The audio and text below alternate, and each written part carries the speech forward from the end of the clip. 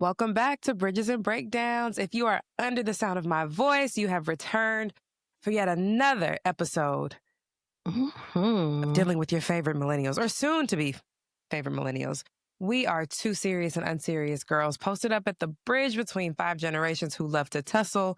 Every episode, we take you on a journey trying to find the sweet spot of what integrates the best of what all these generations have to offer. Do we build a bridge? Do we break one down? I am your co-host, Alyzza, and today I am joined by, if you're watching on the visual, you will see not one, but two beautiful millennial queens. First up, my longtime best friend and co-host of this here platform, Lorryn. Hey. What's up, y'all? Millennial peace sign. I will not let it go. And another guest. we take that back. The Holy Ghost. That's the only ghost. We have another familiar face, but you see her not only on the main stage, but she is rocking with us for the whole show this episode. It is Arielle Ware, also known as Mommy Ari from last week, book known as Book Hotel. We have the coldest on Book Talk. Okay, the girl is a writer, a dancer, an actress, producer, director, vocalist, a hater of altos. We'll get into that later. But longtime friend to the show. Welcome, friend. How are you? Hey, thank y'all for having me. I'm good. I'm good today. Today was a good day. Thank y'all for having me. Excellent. Thank you for being here. Yes, thank you. So how y'all doing? We did our little pre-meeting, but we didn't really get a chance. Y'all feeling good? Y'all got energy? If you finding it, you finding it. It take you that long to find it. I'm still going. Hold on. But that's how I'm doing. Okay, all right, that's fine. Arielle, I'm good. I'm off tomorrow. I'm off Thursday. I'm good. I am good. Excuse me. All Some right. of us are not so lucky. All right. No wonder she's feeling good. Like, she's shining. Cool. Like she's literally glowing, and I understand why. It's a maintenance week, because she's about to party on down. Got a good wedding to go to, so we love a maintenance week. It's actually my maintenance week too. I just got my nails done today, and my hair, I'm gonna keep it for a nice long while. Shout out to Arielle. I love that. Yeah, but I'm glad to see everybody's doing good. I'm excited. Also, this is a disclaimer for all listeners. Y'all already know me and Lisa are some yappers. We added a third yapper to the crew. We did. And I feel like I was supposed to explain why she's here, wasn't I? Oh, yes, friend, you are. But I'm just giving a disclaimer before we get into her why she's here, because it's a very important reason. Yes. If you got to listen to it in stages, fine. But just know that you're going to get a good key, but it's going to be a little lengthy. All right. That's so funny. Proceed, friend. Proceed. This season, we've been talking about all things curiosity, how important it is to be curious with yourself, your environment, your surroundings, people in your life. And that led us to produce an episode around hobbies. Hobbies. And I feel like millennials get a rap for being like having Peter Pan syndrome, having just perpetual adolescence, arrested development. But we will kind of take a journey today and talk about what hobbies are, why they are important, and how we are integrating the best of, again, what all these generations have to offer around the topic so that we can get free ourselves, right? We are all trying to figure things out and create a little piece of life that we can enjoy and have purpose and fulfillment. So we thought, who better than the hobby queen herself, Arielle? Low-key, I'm like, do I call you Arielle this whole episode, or do I call you Book Hotels this whole episode? This is the duality. I'm kind of conflicted, but I was calling her Book Hotels while I was prepping. I'm like, okay, and then Book Hotels gonna say this. That's hilarious. But yes, we're talking about hobbies. So that's why we have the doll here. But Lorryn, please, another segment whenever we have a guest, even though she's a second timer, we got Yes. So, it's new this season, but we love it. It is our Break the Ice, Not the Bridge segment. If you are familiar with workplace culture, which I believe all of our listeners are, unless you're independently wealthy. And if so, hire me to be a friend. Anyway, this is the icebreaker, to let the nerves out and just get a good key. And so, without further ado, this is a rapid fire. Even though my answer obviously is not rapid fire because I thought about this. But y'all just be rapid fire. If you don't know, by now, hopefully you have already listened to last week's episode, but Arielle, Alyzza, and myself, we all went to high school together and we were in a big friend group. So we've known each other for quite some time. So, yes. How many years has it been? Enough, friend. Okay, never mind. Let me not tell our business. That's a long time. It is a long time. We almost pushing up on years. We've spent more time knowing each other in our lives than not knowing each other. Arielle, don't be rubbing your temples, friend. It's okay. That's crazy. That's crazy. Crazy. Okay, so the icebreaker for today is, what is your favorite funny memory of each of us? So it could be from anything. I have multiple. I just thought of another one. No, you have to share one. We ain't doing this where you done thought about the answer and you get to have a 10-part story about your favorite. No. Don't be I feel like y'all gonna take mine. I'm not. No, so you're a guest. You go first, Arielle. Thank you. You go first. Thank you. Oh, that's why I got a couple. Let me see. All right, go ahead. So Lorryn's house was the kick it house. Like, Lorryn's house was the spot. Like, I don't know. We just wanted to go to Lorryn's house all the time. And Lorryn had a sleepover. And I don't know why, but I just kept saying, "Get away from my daddy." I was driving him crazy. I said it all night long. Like, I did not let that thing go. That is from Daddy's Little Girls by Tyler Perry. Yeah, the last good movie that Tyler Perry wrote. Oh my goodness. That's hilarious. Get away from my daddy, tramp. I said that all night long. Yikes. Wow. I love that. That's probably, do you still say that at your grown age, at our big age? Is that still something on your spirit that comes up randomly?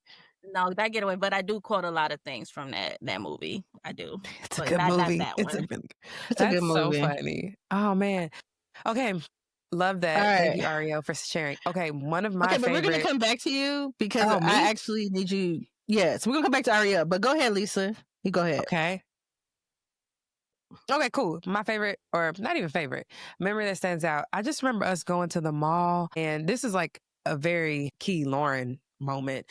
But we were like in Delia's or one, or like Wet Seal, Charlotte Russe, right? So Gen Z under the sound of my voice, you're gonna have to go Google these establishments. It was Shein before Shein, where you can actually go in person and get you some clothes that'll fall apart at the end of the night, but you gonna look good for $7. But I just remember us shopping at the mall, and what record came on? It might have been like "Gimme That" or something. But Lorryn was just in like her own corner, like dancing like nobody was watching.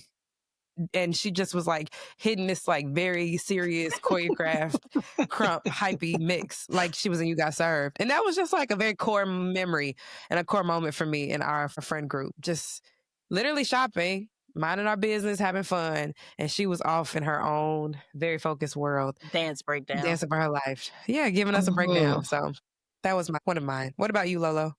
Okay, so I actually have memories distinctly for both of you all. So that's why I'm saying that we have to come back, but we might not actually. I'll just do it the way that I intended. You all did your own remix. And I'm releasing control. All right, so for Arielle. You saying we messed up, friend? Just a little bit. That's why I usually like to go first, but whatever. I said favorite memory of each of us. So you're supposed to do one for Lorryn. I made it a group effort. I was like, we're all together. Okay. So starting with Arielle. Yes. We did First Look, which was basically went on a bus down to ISU to basically, see the campus. They had like the big Greek step shows, like showed us all the Black stuff to make us want to come to ISU, even though that is absolutely not how it was year round. So we got there, me, Arielle, I think it was Shanice. I don't know if there was a fourth person, but we all share a hotel room because they let us stay in the hotel room, and it was like not our first, because we actually were in college club, so we would go to different college tours. But in any event, we went here, we stayed the night at ISU. I don't remember. I know it was during the daytime, but I had took my bra off and chat. I mean, I don't know if you can see, but my boobs were not as big as they are now, but they were, a sizable amount.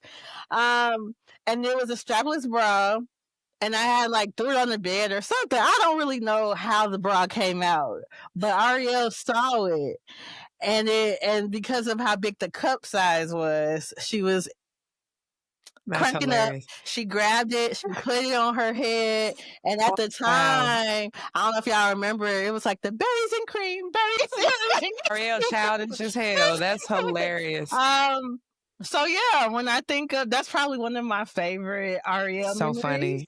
My God.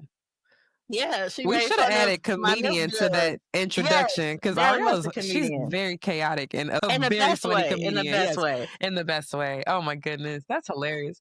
Yes, so that cracked me up. Now, Lisa, I'll let you choose. I'll have a fun one, or one that lets the world know a little bit more about your lore as your grandfather's child. Oh my God. I don't know which one this is. You know what? I am a risky girl. I'm going to let it be Dilla's choice. You can pick whichever one's in your heart. All right. So at prom, there was this guy. I don't want to say I was dating him, but whatever. It was this guy that I entertained for a little bit, but we had kind of fell out by the time prom came around. And we just weren't on great terms. And he teamed up with this girl who and teamed up is so ridiculous, but okay, I'm talking in high school terms. We're in teenagers, the teenage brain. He had befriended a girl who didn't like me anymore, which was already strange. But we were walking into prom, and so I think we had finished taking our pictures, because also, Chad, we all went to prom together. We all went to prom together. Yes. And so we saw the guy and the girl who didn't like me, and they were kind of looking at us and, joking and laughing. And I didn't notice it at first, but Alyzza did. And next thing I knew, it was up. He was like this. It was up and stuck. She had the arms like Naruto running, and we had to hold her back. So yeah, that makes that's one of my favorite memories. Man. And a continuation of that. Sorry, friend, I'm gonna have more than one because I'm grown. She's seen that same individual on some transportation. I won't say what type. And she was with her whole family. And they were from out of town. And she made her family mug him. And we was good and grown by then. But Alyzza does not let go. Once you're on her shit list, you're on there for life. Yes. So yeah, I just really love her loyalty, because that is also something that I would do. But I look back at that time because we were dressed up so pretty, our little bright ass dresses, and ready to have a funky good time. And next thing I know, we hold Alyzza back. Yeah, the millennial prom dress trends right now that I've seen, so different. It's vintage, y'all. We are officially, the girls are now putting on our dresses as we made our joke. Return? It's come back, or are they playing us? I think they're playing us a little bit, friend. Yeah, they looking real how the girls be looking in Saudi Arabia, I don't. It's giving housewives. That's how their prom dresses are now. It's not the Skittle rainbow colors, none of that. God. When you say bright, it trigured me in a good way, because I just think back to our group prom picture, and we were all so bright. We had very age appropriate. I had a lime green dress. Lime green. But had on purple. Lauren had on Carolina blue. It was crazy. It was very Winkle. But yes. But it's fine. Oh my God. I love that. That was beautiful, friend. Yes, that is Alyzza Lorryn. And most of my good friends have a story like that behind a nigga. I'm very confrontational. It's she is. I'm comfortable with conflict. So don't play behind my people. Yeah. Everybody needs that. And I ain't gonna get too deep into our beliefs about relationships, but let's just say healthy dose of fear is okay, right? Yes. All right. Wrap that up. We're going to move on into our glow and grow. Arielle is also one of our great listeners, so she already knows how this goes. So I'm really just saying this for our new listeners because we keep growing week to week. So thanks for listening. So our glow and grow is a segment where we get to just kind of catch each other up. Lisa and I are long distance best friends.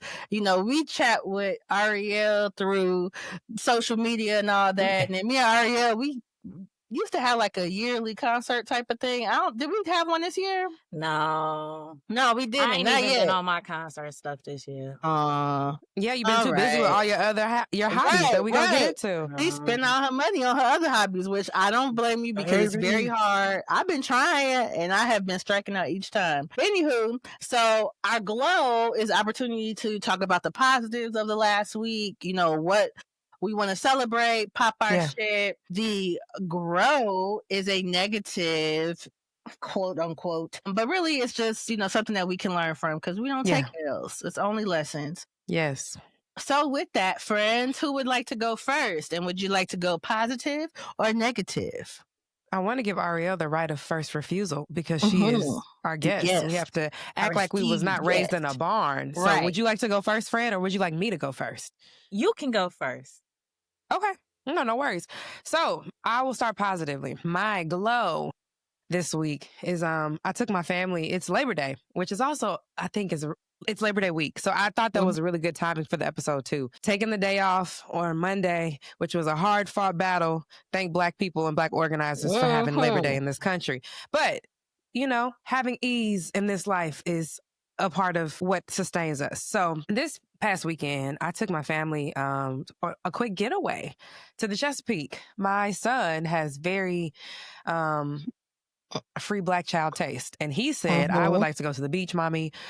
Specifically, let's go back to Jamaica. And I was like, well, we have the Old Bay version of a beach. We're going to go right down to Maryland to the Chesapeake for a cute little beach getaway. And so, but as a mom of little children, you know that a vacation is basically you parenting little people in another location.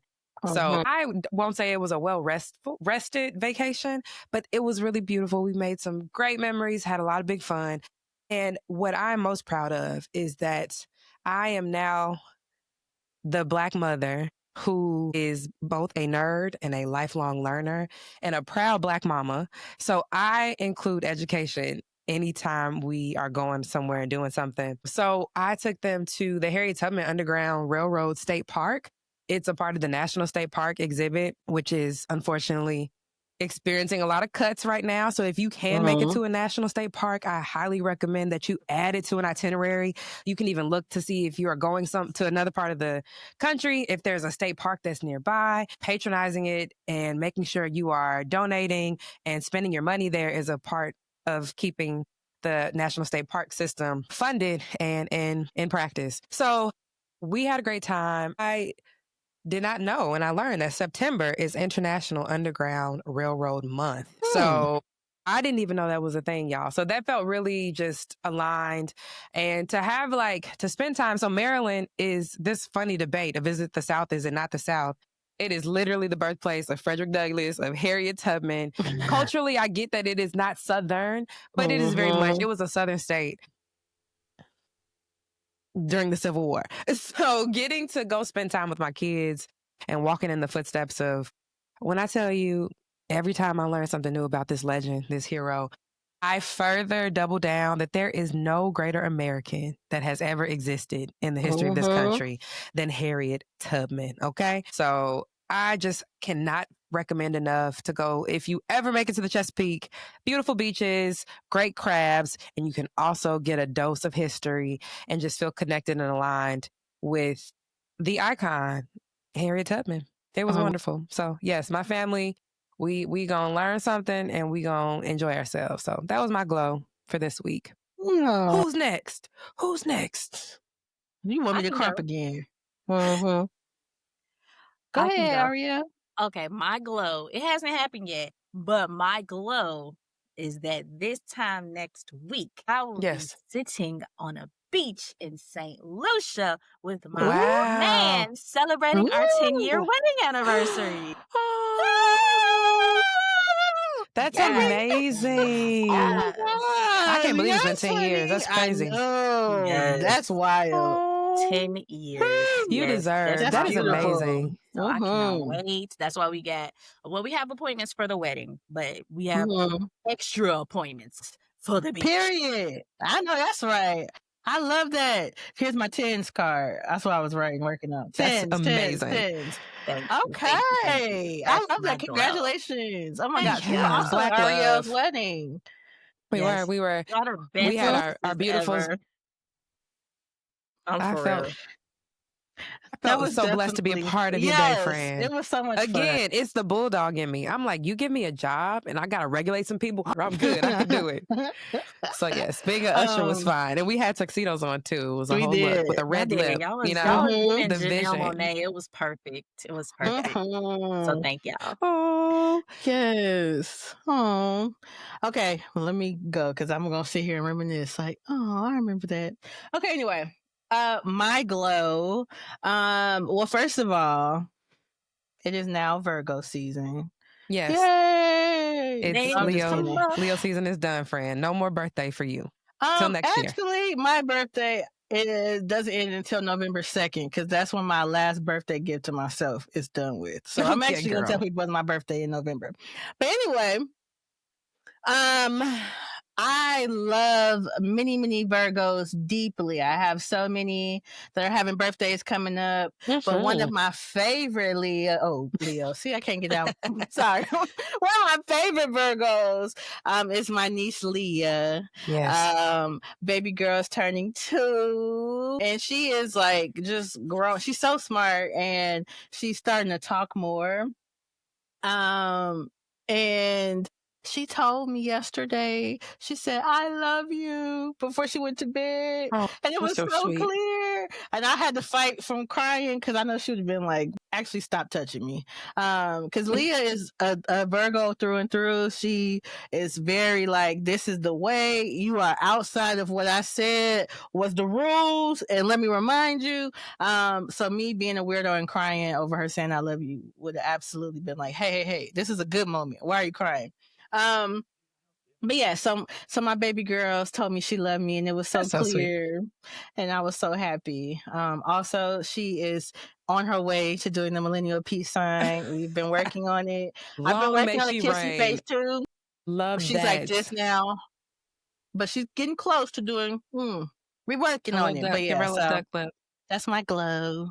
That's so beautiful. Loves me. It can say it. I knew she loved me, but it was beautiful to hear it.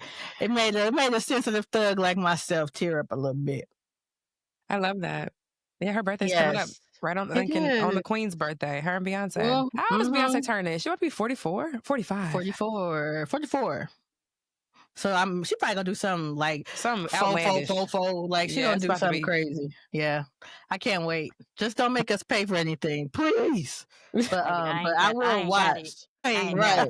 Everybody's like, I got it, B. Release Act 3 or something, but it's not gonna happen. Not this fast. She on vacation still. Them kids probably not going back to school till next week. Enjoy yourself, Queen. Enjoy. Right. Happy birthday. Grow. Yes. The negativity. Yes. My not a loss, it's a lesson. I feel my equilibrium of balancing things and taking care of myself is a little bit off. My birthday is coming up. Next week, I'm gonna insert myself. I know I'm one of the Virgos you love. And it's so funny. Y'all are talking about all the maintenance y'all are doing. And I'm just like, I am over here real unrefined right now. But I am going to fix that soon. And it's a victory delayed, not denied. I have just been burning the candle on a lot of, on both ends. I'm not saying everything is burning and I've not made a time to sit down. But I did. My husband was like, you have to make all your appointments at least like today. Just get the stuff on the books so that you can, because if it's not scheduled, it's not going to happen. So I did do that. But that was my little grow was like, girl, you done entered Virgo season looking and feeling haggard. Let's fix that. So I'm working on it. What about you? Book Hotel, how are you growing this week? So my grow, okay, so my son was sick. He was sick for a long time. And so Poor we Pooh. took him to urgent care for the third time. And the lady was like, well, if he has this issue, why are you coming? She didn't say it this way, but this was the tone of what she was saying. Like, why are you coming back for a third visit? Go to the ER. Like, why aren't you going to the ER? And then when I had my illness, I went to the urgent care instead of going to the ER as well. So my grow is, I'm just gonna go to the ER next time. That's the grow. Whatever. I'm going to the ER. That's my grow. That is like, I'm not messing with urgent care. I don't have to worry about it. I'm going to. We gonna go to the ER. We gonna go to the ER. That's what we got the copay for. We gonna go to the ER. That is my grow. Ouch. The public health professional in me is gagging right now, but. You know what, friend? We can take this talk. We can take this offline because I have thoughts, but it's okay. I'm gonna go to the ER. I'm gonna go to the ER. Urgent care have to worry about me. That is my grow. You ain't got to worry about me. Don't worry about me. So it's not funny, and that's American health system, ladies and gentlemen. We are down bad in Robert Kennedy's America. All right. Oh man. Well, is your son feeling better? He is feeling better because the ER really helped him. Oh, okay. No, well, there are they things that you need to go to the ER for. They so did help. Yeah. Okay. Oh, sweet baby. I'm glad he's feeling good. Thanks. Because y'all got to go to St. Lucia. He gonna have to tighten up. You gonna have to be all right, son. We done already talked to grandpa like, yeah, y'all still coming, right? It's so funny. He doing all right. Yeah, he's doing better. Worst case, take him to the ER, not urgent care. Oh my goodness. What about you, friend? Mine is very silly because I don't know. I couldn't think of a grow, but I actually, as I said, I got my nails done, and you really can't see because I went demure this month. But the shape, I'm like over here and the camera's here. The shape is very pointy. It's giving right? Mark is dying. Now, typically I have like a little point, but it's like I have it rounded out, but I really wanted like the sharp claws. I scratched myself in the land below. You gonna grow all right. You gonna grow something. Never mind. Where's the peroxide? Ooh, child. So do not put peroxide on a scratch down there. I didn't. Water. Okay. It was a joke. I'm sorry. Low key. Look, let me take my science brain off. I'm please, really gonna be please. I wouldn't pour no more medical advice for me. Alcohol. Actually, no. I will actually contact you because I do have some questions. But yeah. So I scratched myself, and I was like, "What the fuck?" Yeah, I don't know how people do that. I was contemplating, me neither. And I'm like, you have to just move slowly, right? Like, and very carefully. People have really beautiful ornate nails that are sharp. Just how you live a different life, and that's fine. Yeah, so that's what I did. I scratched my area. I won't say exactly. I hope little sister all right. I hope she's all right. Yeah, if anybody, no, I'm just kidding. I'm just kidding because I have a bad brand. Oh, which reminds me, another grow. If you participated in our either or last week, I want to know why nobody thought Alyzza had a freaky ass childhood song, and everybody picked me for both songs. I picked you for both. Because you were the 5-year-old who wanted to hunch Michael Jordan. I didn't want to hunch Michael Jordan. I wanted to hunch Usher, and I mean, that's what I wanted to hunch. I know. You was our plug for all the songs. I just thought it would be you. Nasty songs. That's hilarious. I'm just a little bit more, oafish with mine. I'm a little bit more. It's okay. Incognito. Don't be confused. We got book hotels.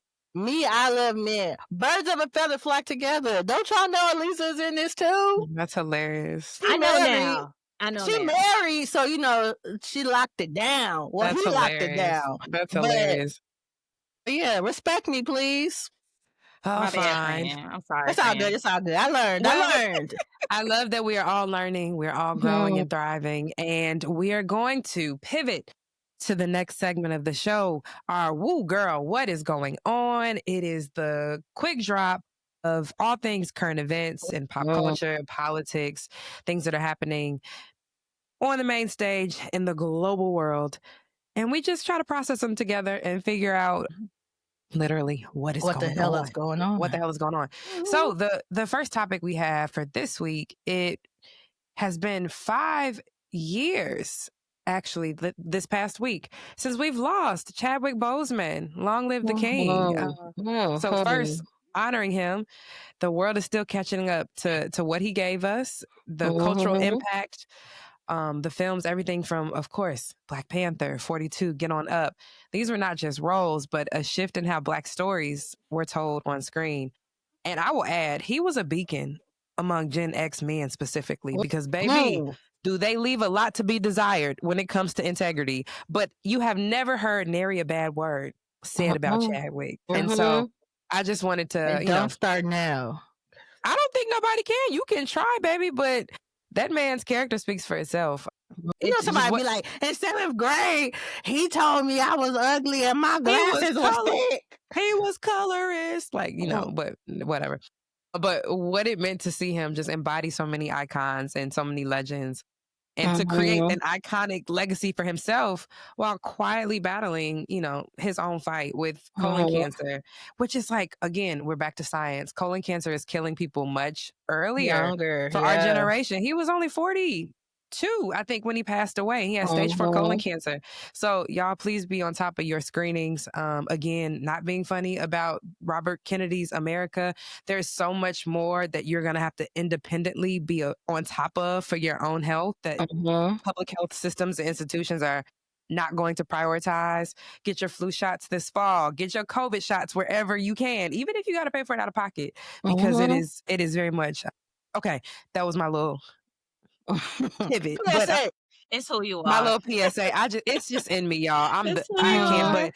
But we talk a lot on this show about legacy, and so Chadwick is just proof that you don't need longevity to make an eternal impact and an impact. Because I just looking at his his filmography. His filmography.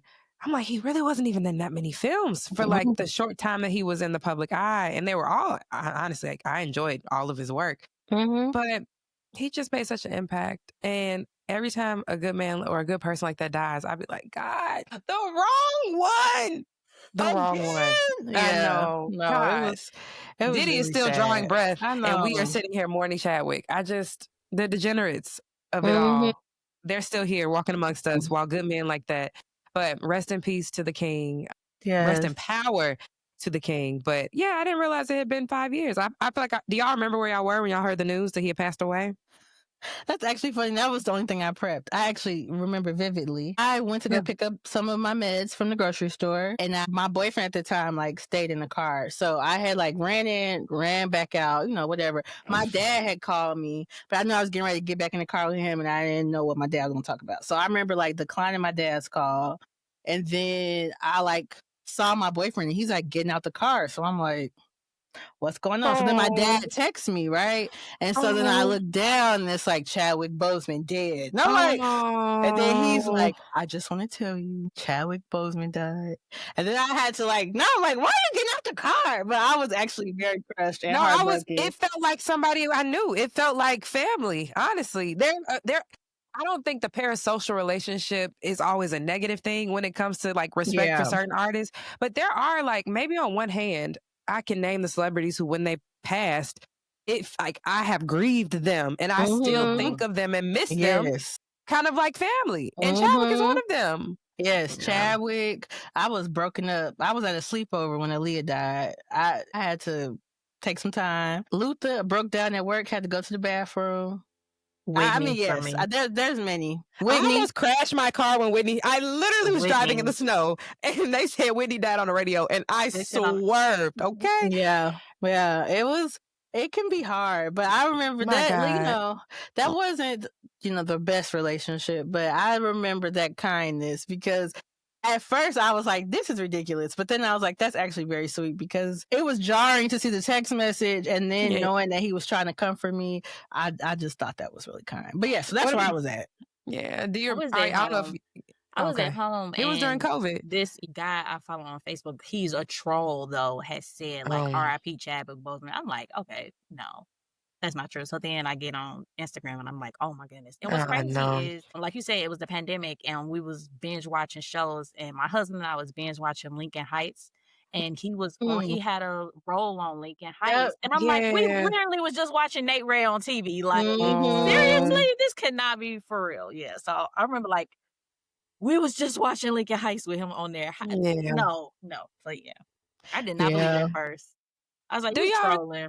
ever think about like movies that I just think of the gap that his loss has presented? And sometimes there are Mhm. films I'll watch and I'll be like, dang, Chadwick would have ate that. He would have ate that up. I Mhm. really feel like he would have been in Sinners.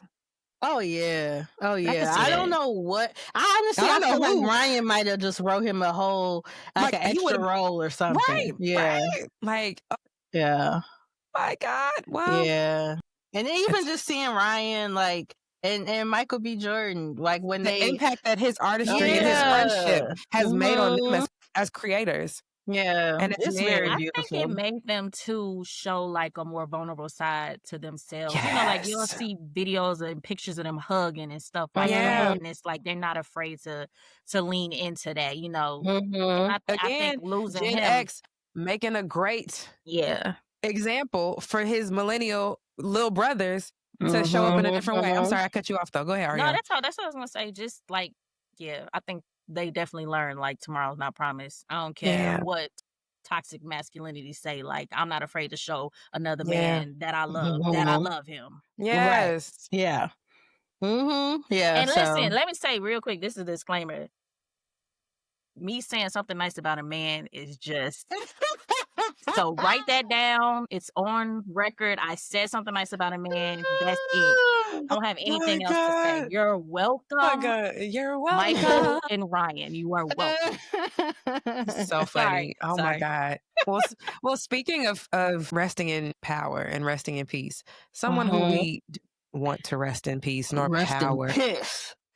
Ding dong. We thought that orange bitch was Was dead. dead.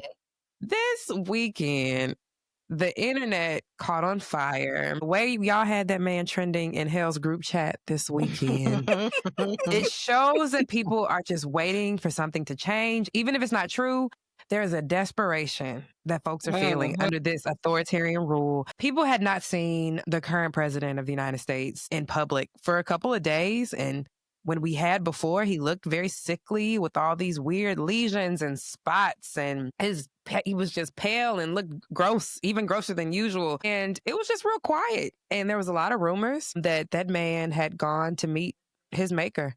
But not only is he not dead, he has just said today that DC was just the first stop on his national tour of having the National Guard harass Black people and brown people and having these servicemen and women pick up trash along the byways and highways and federalizing the police here. It was just the start of what he thought he only had a month to do, but now he's going to try to push this emergency for 180 days. It's all nonsense. He's basically given the lean with it, rock with it from DC to Chicago to Baltimore. We've talked about that on this show before, but it really sounds as if he lives long enough to see it. Because honestly, the way he looking, it could be any day now. He was looking bad, child. He was looking Looks bad. terrible. He was looking bad. And I feel like the Grim He Reaper was going away. he was looking like who did the body. That's how he was Right. looking. G. He was looking like who I did the bet body. you they stick like an electrode up his ass to make him wake up. God, he I got don't know one foot what in kind of hell. trickery they are doing to keep him alive, and because he's Probably been talking a coke. lot about his death and wanting to make it to heaven, and I don't think he has the discipline enough to not control what he shares. I think that there are some very serious things happening clearly with his health. He's sundowning. Bad. Yeah. And the fact that, his vice president is now talking, about he's When in he great health, but dies, if this what I'ma anything do. were to happen, it's all types of foolishness. But did y'all believe the rumor? Even just a small part of you when y'all saw it online this weekend? No, So I didn't. I did not see it until the next morning because Saturday, because I think Friday night is when it was kind of trending. And then I live in DC, so people are always like, there's local stuff that you kind of just see, like when helicopters are going towards the military hospital, or when there is when stuff is happening at the White House, or when there's certain street closures. So there's stuff in local media that you can kind of put two and two together. I think there is some shenanigans afloat and that they're just doing their best to cover it up. But I had a little hope, but then I was like, I feel like the evil that is keeping him alive is working so hard that we're just not gonna get. It wouldn't be this quick. I don't feel like it would be this quick because I don't think Rudy Giuliani is on this side of hell. You think he's either. dead? Mm-hmm. You think Rudy is actually gone on?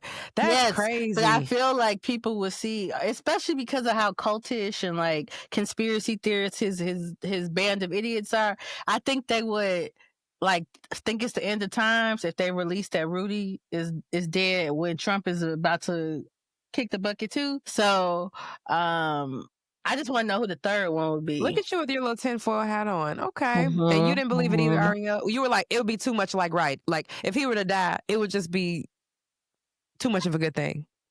I just didn't think it was true. I was just like, oh, okay. It was funny though. Funny as hell. Oh, no, it was funny. Twitter was Twittering, or X, which I call it. X was Xing. It was funny. It was hilarious.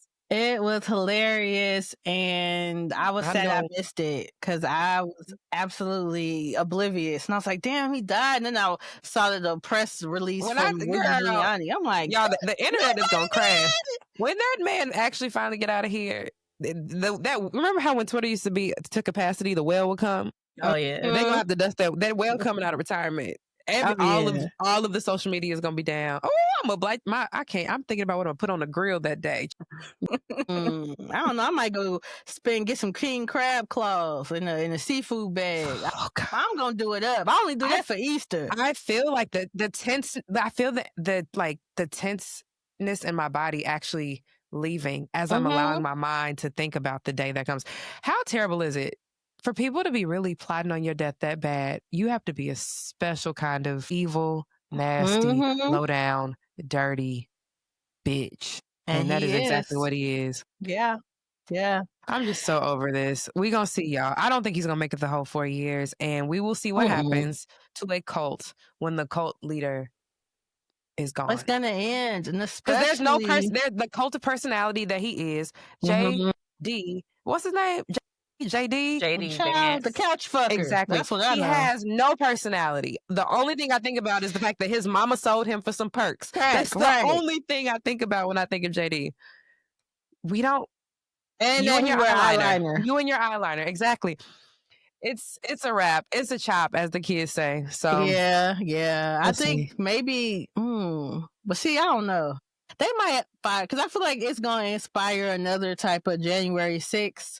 When he dies, girl, no. But hopefully they just like cannibalize themselves. Yeah, I absolutely think so because they what would they be protesting, y'all? The whole point of January 6th was that they thought that he was that they wanted to overturn an election. They're not going to resurrect his ass. No.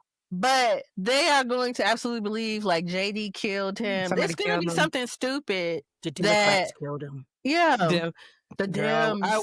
I wish Dems were that powerful, child. Okay. Where is B613, even though they was Republicans? But still, somebody... Okay, let me stop before we get snatched. All right. Anyway. All right, next topic. He's still alive, unfortunately. Gosh darn it. Gotta work on my voodoo doll. All right. This next topic I lovingly called Eat Shit, Miss Millie.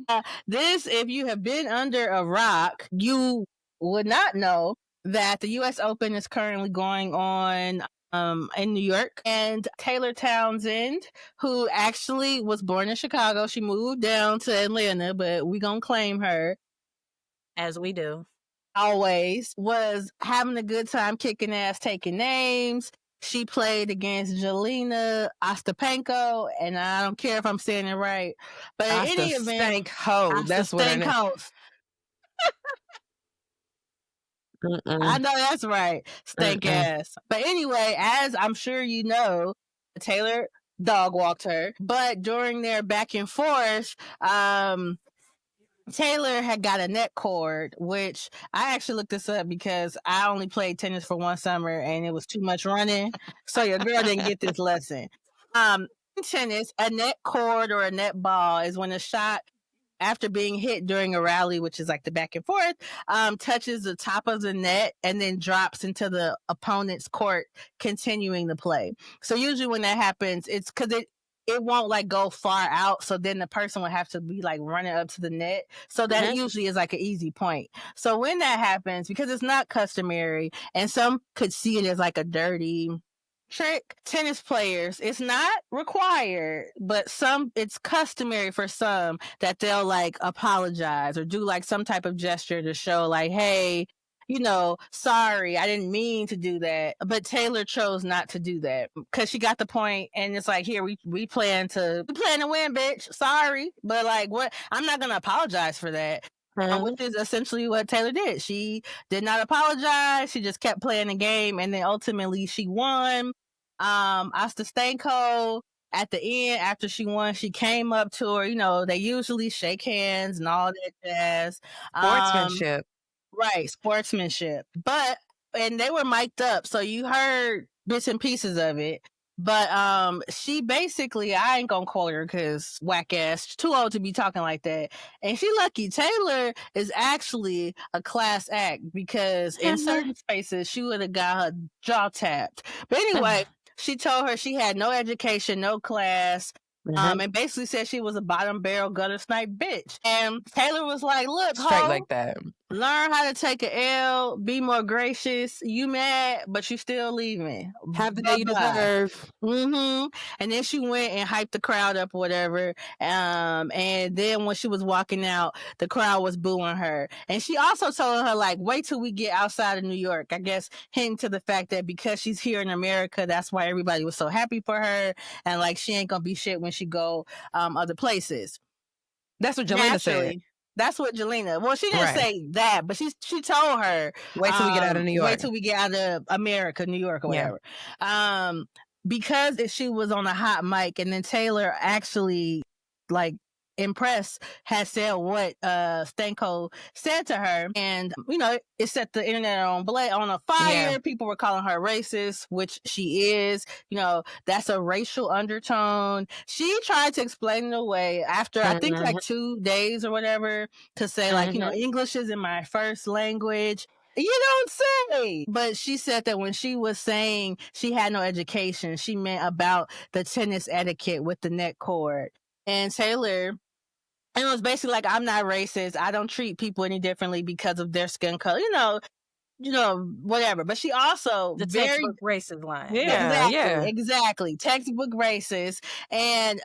But what I thought, not interesting, but typical of people who aren't sorry but are apologizing because they getting jumped have consequences. Yeah, you get tapped in public. She did not apologize to Taylor. She apologized to people who were offended by her words. Right. There you go. And Taylor was like, it's nice that she apologized. All right. At the end of the day, I think that she learned something from this. And she was like, I didn't have to do it. She expected me to act a certain way. And because I didn't, it infuriated her. And that's what led to her to saying these type of things. But that's a you problem, not a me problem. White woman aggrieved is a dangerous thing. A dangerous thing. So basically Taylor took the high road, but and she let her racket talk. That's what she said. Let her racket talk. Yeah, she said, I'm gonna let this racket talk. Now, unfortunately, she was later eliminated. She won the next game, but then she was eliminated. She was eliminated in the yesterday. No, sorry, I don't know what day of the week it is. She was eliminated on Sunday from women's singles, but she is still competing. She actually just beat our good sis Venus Williams and her doubles partner. I believe that's the quarter, semi, I forget. But in any event, she's gonna play tomorrow for the next round. But yeah, Venus gave her a shout out. Coco Gauff, Naomi Osaka was like, it's unfortunate because she said it's like Naomi got in her bag, which I was really happy to see that she feeling herself. She's doing really good. Yeah. Shit. Hold on.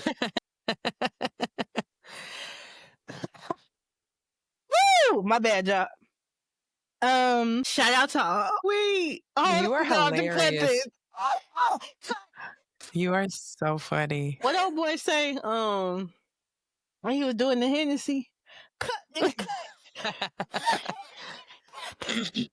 God damn it. I don't need no narrator. That's hilarious, Betty. That's so funny. Woo! Okay. All right. 5, 4, 3, 2, 1. So yeah, shout out to Coco and Naomi. Coco, unfortunately, was eliminated by Naomi, but they all spoke up on Taylor's behalf and kind of put a little bit more nuance, a little more stank on what Taylor tried to graciously say. But yeah, fuck you, Jelena, OStankHo. Better watch your mouth. Better watch your mouth. Yeah, so that was all I had for that. Okay. All right. Our guest came in hot. She came in hot. She got her own topic for the day. What we talking about? What is going on? Book Hotel? Yes, it is September 2nd, 2025. And y'all, the Grand Dame, Karen Huger from Real Housewives of Potomac is free. My girl, Karen. It's free. Karen is free. She did her sentence. I should have prepped to say she got out early. She only did 6 months. She drunk driving. Yeah, it was a DUI. Yeah, I was trying to get the the technical term, it was definitely a DUI. But yeah, she had a DUI. And so she was spotted in an SUV, cameras already in the car. So I'm sure, her glam squad was there for like a little 1-2 beat before, right when she got out. She went into one SUV and then got into another. We're going to reenact it. It's going to be real scripted. And I'm going to be here for it. Real scripted, but I'm here for it. I just want to say that I feel like Lyft and Uber missed their opportunity. Because if y'all remember, her tagline was, I don't ride the fence, honey. I am the fence. You ride me. So Lyft and Uber should have been outside the jail like, Karen, you ride me.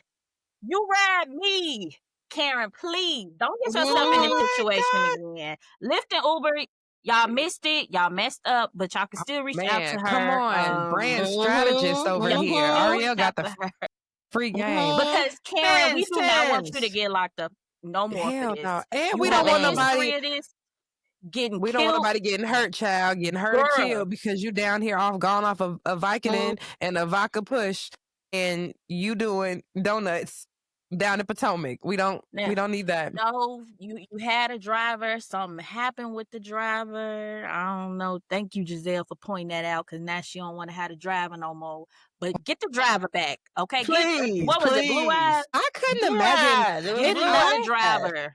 I just couldn't imagine ever wanting to drive that bad that I have the means to have a driver and I don't take advantage of it. I don't want, especially DC traffic is top 5 worst in the country. If I ever drive again in this city, girl. Yeah. I don't even. Ray is too old to be going through this. I felt really bad for Ray and the kids. The Grand Dame.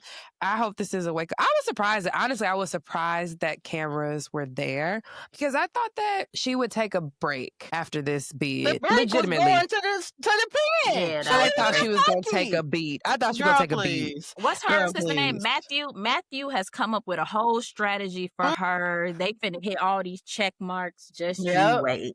She had a big Telfar bag she was carrying, so she finna do the black business. They tried to take a real bitch down.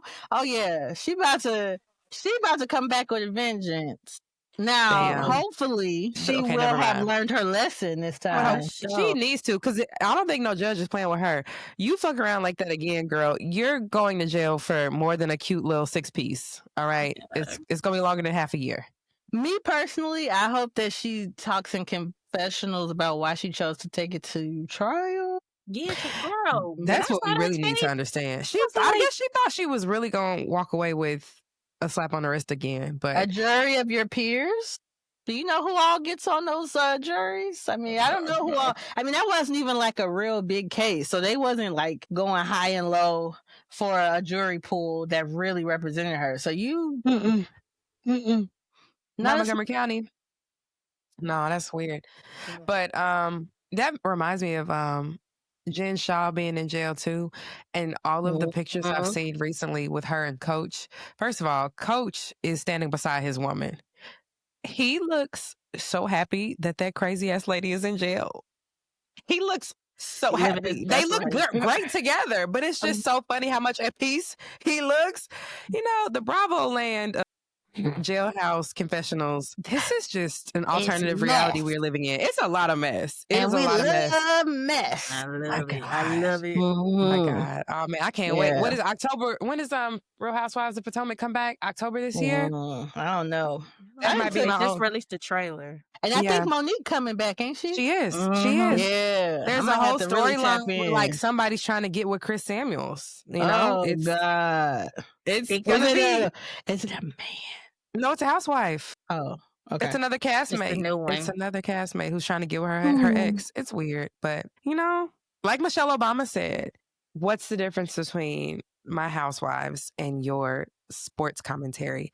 It is all sociologic drama. Wang. It's Fully Wang, and yours is no more highbrow than mine. So we're just observing the culture we're living in. So I'm excited for October because that's my shit. That's really the only Housewives series that I watch at this point, for real. Yeah. Occasionally I'll watch Atlanta when I really don't Nah, have they nothing to lost do. me years and years ago, but you know. You know, the original was iconic. Yeah. So I like to tap in every now and then. Well, that was back when I used to follow the Shade Room, but now I don't. So I actually really don't know anything. That nonsense. Ooh. This is not a safe place for the Shade Room on this here platform. But speaking of, I feel like that's connected to the last quick drop for this week. The last quick drop of this week is about the Teenior citizen, Jim Jones. Don't be confused with the Kool-Aid man that killed all of our well, I won't say all of our, but a lot of Black people with some more Fully Wang. But Jim Jones, the rapper, member of the Diplomats, has just been acting a goddamn plum fool as of late. Yeah. He, you know, I mean, I don't know. I don't know if because I don't watch Love and Hip Hop New York no more, so I don't know. I didn't know it still came show. on. I didn't know it still came on. Honestly, I don't know if it does, but I don't know that he has. Like, I was enjoying him. I think during the pandemic when he would come outside his fur and shorts and be tapping his foot and doing the weather reports. That was funny to me. Like, no, you're not rapping, but you're entertaining. But as of late, he's been kind of a hater. You know, he was talking shit about Kendrick. Yep. Trying to say that Drake won the battle, which is like, come on now. Now you're not being serious. Yeah, exactly. I'm like, are your ears? Like, are you hard of hearing? But aside from that, now, he has not yet married Chrissy, but I think that they're still somewhat in each other's orbit, which is wild. At this point, it's almost like, girl, you could have been married 100 times now. And he dresses like, people are calling him a Teenior citizen because of how he acts and dress. Find a new one. And I know he don't got the money that he used to, Chrissy. Find a new one. Get one of these young players. Ask Arielle what she doing. He must love him for real at this point. I don't think Chrissy is in it for the money. She just loves ball. She is in it for the love of the game with Jim Jones at this point. So, Lord, don't ever let me be that down. Dizzy. Ain't that much love in the world. Not for me. What did Tamar say? He must have a golden. Damn, He must have a ding-a-ling of gold. Yes, that's what I think of. I am curious. Also, chat. We were in a singing group as well in high school. Oh my gosh, we did. I will say Arielle ran it like the Marines. She was very serious with us being on our part. Yeah, she was like, singing your real voice. Please stop with the yes, you did, Arielle. I was like, this is the only voice I have. Well, I do. We sang Cherish. What was it? Moment in Time? Yeah. The senior high school talent show. It was like a group of like 7 or 8 of us. It was like a little ensemble. It was great. More than that, it was a good time. And I think we were gonna do the song from Waiting to Exhale, but we couldn't get the parts right, Arielle. So that's why. I remember that one. I remember what we was trying to do. And you was like, no, I don't know. Right. We were trying to do all but we ended up doing Moment in Time. Yes, because Arielle was more age appropriate. I'm glad, and that says a lot coming from me because I was the child in 7th grade singing Anita Baker. Had us singing Anita Baker. Y'all had us. No, I'm glad we did Cherish. That was way more age appropriate and fun. That was very cute. I wish we had a video of it.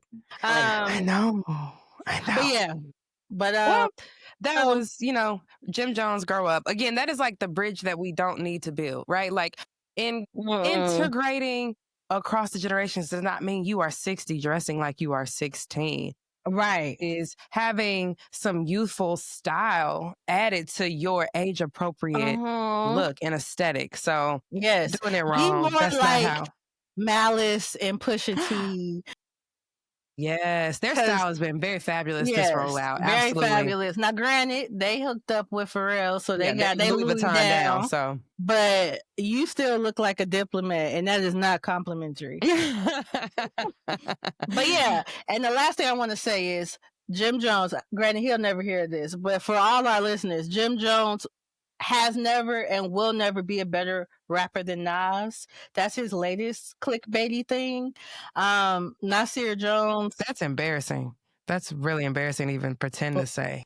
No, he said that the kids don't know nothing about Nas, so that's why he's better. And it's like, baby, nobody your age agrees with that statement either. No. It's where's the also gavel? why y'all were never gonna Next beat the Kings. Locks either. Oh my God. Yeah. That versus was an embarrassment. That's neither here nor there. Stop dressing like a child. Stop being childish. Yes. Get a job. All right. All right. Moving right along. We are moving down to Alyzza's favorite segment where she gets to tell me that I like rats. Yeah, that's what happens. Yeah, that's kind of how it works. AKA the I Love Men segment. I'm so happy that we have Arielle here. I believe the Cosmos have told me she's going to be on the right side of history this time. Okay. So, Arielle done said one nice thing about a man on this show already, so you might have struck out with her for the day. But let's see. I can critique their looks. Like I can. Absolutely. I'm definitely good for judging them. Exactly. Objectification station. I'm fine with that. Exactly. All right, all aboard. Where we going this week? Wait, I gotta do my intro. Hey y'all. It's the resident fine nigga anthropologist, Lorryn here, checking in. If you don't know, I have a list of a lot of very beautiful specimens that I like to add to whenever the spirit leads me. I haven't in a while though, but nevertheless, typically I would submit the name and some pictures to Alyzza for her to rate 1 through 10.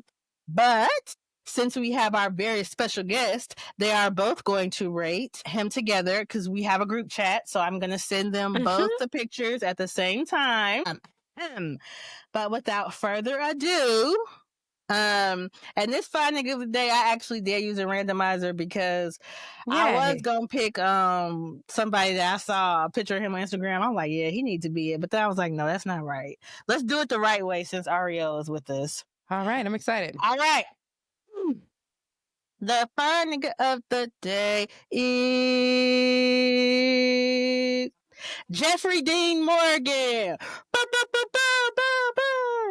Arielle, you don't know who that is either. I know who the hell that is. I don't know. That's Denny from Grey's Anatomy. Yes. That's He's married to Hillary Burton from One Tree Hill. Yes. I love that y'all are deep. Lord. That's hilarious. Wait. You didn't even see the picture. I know. I just told you who the man. I know who Jeffrey Dean Morgan is. That's okay, hilarious. So that's Gene and them. That's hilarious. I think he's so sexy. Girl, look at the pictures I sent you. Look at the pictures I sent you. Arielle, you see what I go through every week? She's like, who you gonna believe? No. You gonna believe me or your lying eyes? Who you gonna believe? Because he like a step down from Jeff Goldblum. Not even, but who was the Instagram dude? Can we do him? What Instagram dude? The one you said you were gonna randomly pick. Oh my gosh, this is the first time for everything. But That's yes, so hilarious. Wait, but while I go get pictures of the Instagram guy, Lisa, because Arielle already said he a chop. Don't let Arielle's influence you. I'm not. I'm an autonomous, sovereign being. Okay, she finna say some bull. Go ahead, girl. I tried it. Wait. What do Kid I Lee be got it. saying? I'll I got try it. I tried it. Rated Let's 1 rate it through 1 through 10. Let's rate it 1 through 10. Unfortunately, Jeffrey Dean Hell no, Morgan G. is getting, especially the pictures you've sent, he's getting a 4.6. Oh, hell no. That's all I got. That's all I got for bro. Y'all wild. That's all I got for Brody. I'm sorry, he's not Y'all. premium milk, baby. This is cottage He cheese. is absolutely premium milk. Not and premium I told milk. you to quit It's using buttermilk. the goddamn categorizations on the show. I almost forgot. Well, you know what? Look, we've done it. Thank you, Arielle. I feel so validated, and it's not just me. They're It's not just me. conspiring against me. I'm being, what the white lady say? I'm being, for having good ideas. I'm being attacked for presenting new ideas. Jeffrey Dean Morgan is fine. No, baby. Okay, you. And you know what? I love that for you, baby. Love that for you. That's all fine. right, so what y'all think about Metro Boomin? I don't have time to find pictures. The producer? Yeah. Metro Boomin? Yeah. I honestly think of him, he just looks very youthful. Like, he looks very young. He's younger than us, I would say. I don't know how old he is. By just a smidge. I've never thought of him as being... 31. I've never thought of him as being like... I thought of him as like a little boy, like a little brother. He's cute. He's like a cutie. He's not fine. I'm like, oh, he's a cute little boy-ish. But not, I mean... All right. He's not a little boy. These niggas need their eyes checked. No disrespect. He's not a little boy. He's 31. No, but... Yeah. He looks young. He looks very... That's what I'm saying. He looks like a kid. Face. That's what I assumed he was younger than that. He got the goatee and he don't have a beard. Beats. Beautiful beats. He's young. He's younger than my little brother. I'm with you, girl. Beautiful beats. Yeah. I'm sorry, friend. All right. You well, now we're moving on. Look, enjoy the YN all to yourself, friend. More for you.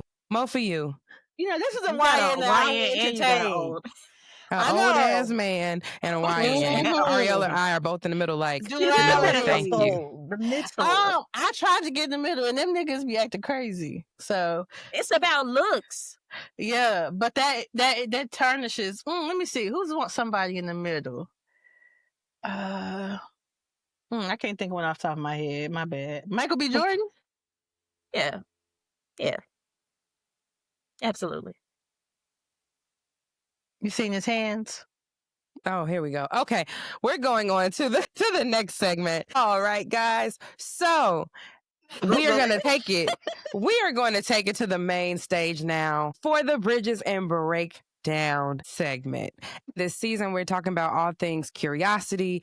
So that led us today to want to have a little conversation about hobbies and what that means to us as these three serious and unserious millennials who are having a conversation today. So you might ask yourself, okay, hobbies. What the hell? Why? What does that even... we got to get some money, right? What do you mean hobbies? Well, I just want you to take a little inventory of your life, all the titles you have and all the ways you define yourself. You're a professional, you're a parent, you are a sister, a wife, a friend, all of these things. But something is missing, and it means you can have a little piece of you for you. So, Lorryn, take it away. Help us understand a little bit more about the importance of hobbies. Yes, friend, I certainly will. Well, you know, I consulted Merriam-Webster, and a hobby is a voluntary activity that a person regularly engages in for personal enjoyment, relaxation, or fulfillment, distinct from their main occupation or livelihood. So I feel like the definition really does wrap up what the key characteristics are, but has to be voluntary, you know? Something that you just doing for the love of the game, right? Not something that's tied to, I need health insurance, so that's why I'm in this bitch, so I don't get fined, you know? It typically should be something that you enjoy. Even if you're a little freak body and you like a little pain with your BDSM, that's still a hobby. No, everybody respects it. Might not be enjoyable to me, but it can be enjoyable to you. Yum. Yeah, we don't yuck your yum. Typically, it's not non-profitable, or typically it is non-profitable, but that does not always have to be the case. It's something that you do outside of work, and it provides you with some benefits. So you can think of like something as simple as collecting Hot Wheels, woodworking or knitting. If you like playing an instrument, you know, my physical therapist back in the day was taking drum lessons. And so then he started, like, at the end, instead of having a recital, they like performed at jazz bands around the city and like showed off what they learned. So, you know, it could be something like that. It could be drawing, photography, learning the language, but just something that you're very interested in, that is self-directed, really. But you know, that I agree with that, for the most part. Yeah, but Lisa, Arielle, do y'all have anything y'all want to add? Any, you know, little spice to that definition, or do y'all pretty much agree that's what a hobby is? I agree. I would say that also is something that brings you joy, like excitement. This just this feeling of, you know, like a dopamine release. Just you feel good when you do it. Yeah. But that makes me think of, do y'all feel like a hobby has to be something edifying? Like, what is it? I guess not to be. No, I said BDSM could be. I don't. Well, think some people think of that as edifying, right? I don't No. think people who are participating in it would say that it is a harmful thing to themselves, right? So, like, the difference between a vice and a hobby, right? Like, there are things that you can do recreationally that, as I was listening to your definition, I was like, okay, will something negative be checked? Like, would I check all those boxes if it was something that didn't require? Was skill a part of your definition? No? No. Okay. I don't think it has to be, though, because you can be bad. It's just something that you like to do. No, but the lack. Okay, yes, you are correct. You can be very amateur in your skill, but it is still a skill that isn't like required to actually engage, even if it's reading, right? Like, that is especially in this day and age, child. Reading is a skill, okay? But no, I was just thinking about things that are less active and more passive. Like, would you call watching TV? Like, some people like watching TV might be the only thing someone does with their free time. But is that a hobby? But I feel like the hobby of it would be like, you know, like I have a list of all my favorite shows, the days they come on. I talk in like a group chat, you know. Okay. You know, like, yeah, like, or I go to Comic-Con because I want to see. There's an active element to what you're doing around it in your interest. I like that. I like that like how you operationalize that. Yeah, as opposed to I just be at home watching The Real Housewives. It's like I go to BravoCon and I have like a whole, I'm in like the fan groups and we talk about it. I get it. I get what you're saying. Now, to answer your question, for vices, this is a girl on TikTok that I follow. Now, I know she be kind of playing, but I don't think she actually is playing. Like, she be jokey, but she like to rob men that move too fast. Like, they invite her over to her house. She be like, oh, yeah, he don't know me from a can of paint, but he said he wanted me to come over and chill with him, so I'm finna go rob him, y'all. And so, like, the other day, she like was teaching the girls the proper things to steal. She was like, you gotta know, like, if he's this type of guy, you got to steal stuff that makes sense. I think she really enjoys it. She really enjoys it. Can we stop putting our crimes on the internet, though? I would like for that to not be a hobby anymore for the children who are left behind. Absolutely. But I mean, I guess if we see her in a mugshot one day, but the men would have to press charges, right? She's not stealing from stores. She's stealing from men that are being too fresh in her eyes. She's like, you don't even know me. I'm finna rob you. Bitch. Is this a white lady? No. Okay. Well, say less. Please don't incriminate no sisters on this platform. I will not. That's why I didn't say her name, because I actually know her name when I type it in to see some updates, because her updates are hilarious to me.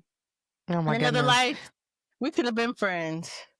But anyway, go ahead. So you might be asking, why do we even need hobbies as adults? And when time is already at a premium, like, I understand why that might be someone's first response. Like, who has time for a hobby? Why? But hobbies are like vitamins for your mental and physical health. You may not need them to survive, but they strengthen everything else. So adults with regular hobbies report lower levels of stress and depression. Recent studies have found that hobbies significantly improve overall life satisfaction. For example, the American Psychological Association highlighted that hobbies can reduce stress up to 34%, especially those involving physical activity or creativity. And then when we get into it with our our seasoned saints, so the elders, and this is something that I'm really trying to pay attention to proactively. But for older adults who engage in hobbies, you lower your risk of developing dementia by like 30% compared to people who don't have hobbies. And unfortunately, I don't know if you were, what percentage of Americans, okay, I'll say American adults for both of y'all, guess how many people regularly say they engage in a hobby outside of work and family obligations?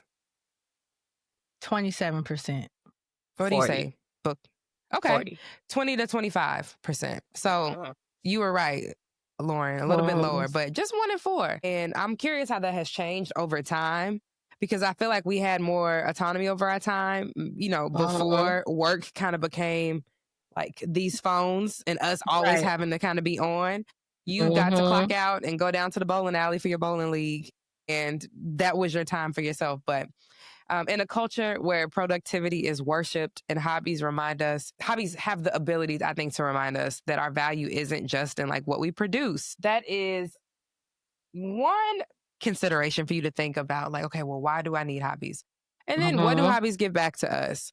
Well, they give us structure to our downtime. They can make rest feel nourishing instead of empty. And for Black people, especially, hobbies can just be a form of, like Arielle said, joy-centered existence. So living fully beyond just surviving. Like, we not here. God didn't make us to just be here, go to work, pay bills, and go home. Like, I do feel like it's a way for us to explore our creativity. And again, creative hobbies are linked to fewer doctor visits for stress-related illnesses.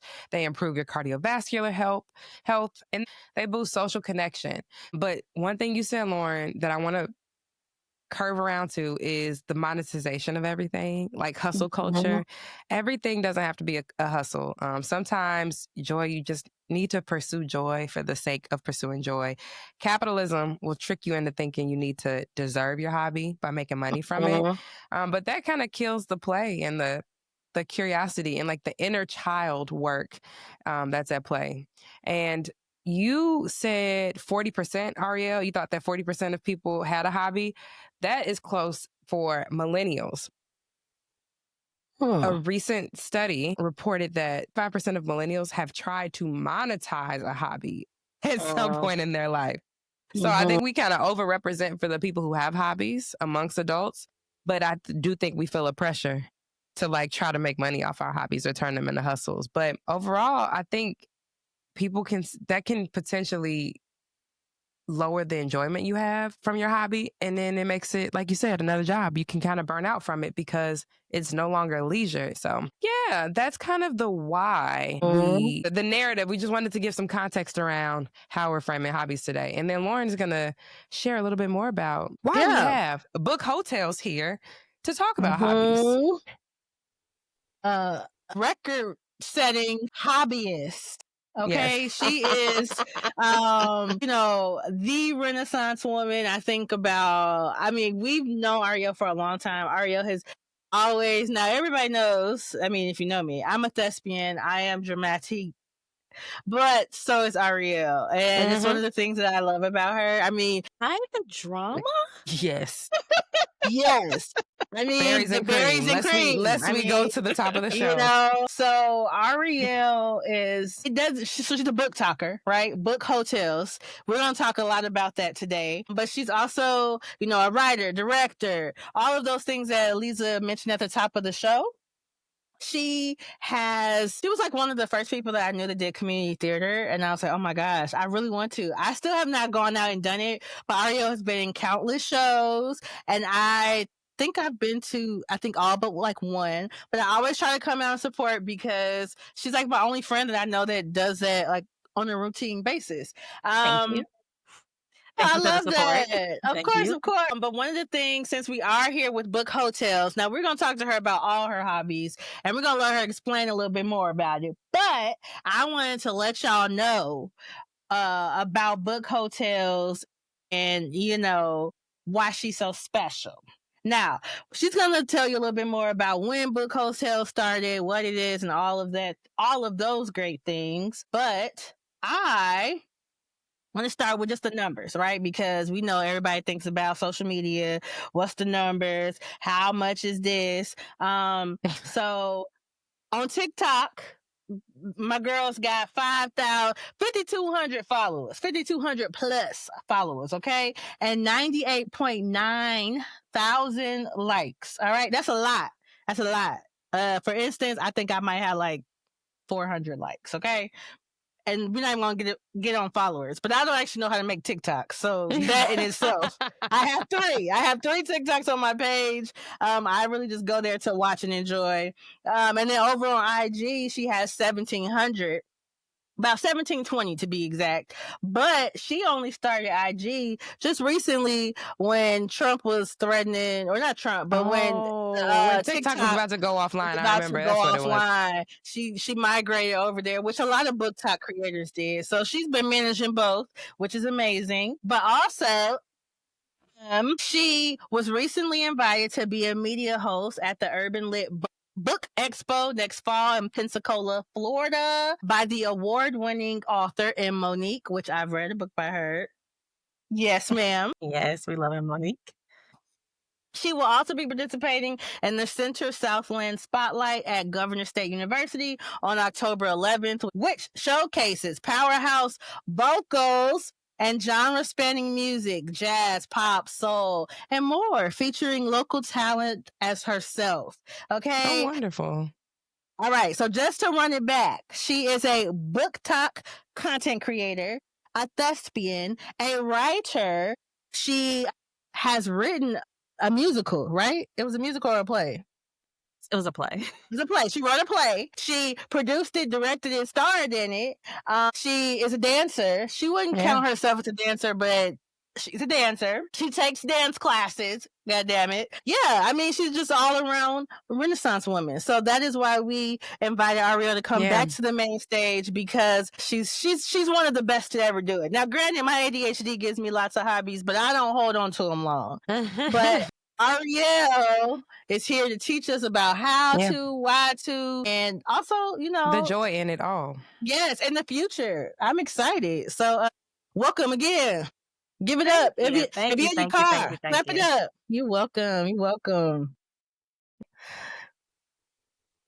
So yeah, I kind of already talked about this, but Arielle, theater, she was taking tap dance classes, and she was putting all this on social media. So, right, like, it wasn't just like a text thing. I just got to see her out doing the things that she loved as an adult, mind you. So, like, she was doing things in high school, all that stuff. We all were. But like, as an adult, from what I can remember, she was like one of my few friends that was out here just doing something other than working, being a wife, being a mom. And I loved it. I just thought it was so cool, which is why I always go out and support her shows. Like, her latest show was amazing. I will say it was an all black cast. Well, it was a couple of non-blacks, but it was a black director, black cast. It was wonderful. You know, not all the shows are like that, but it's still a hobby.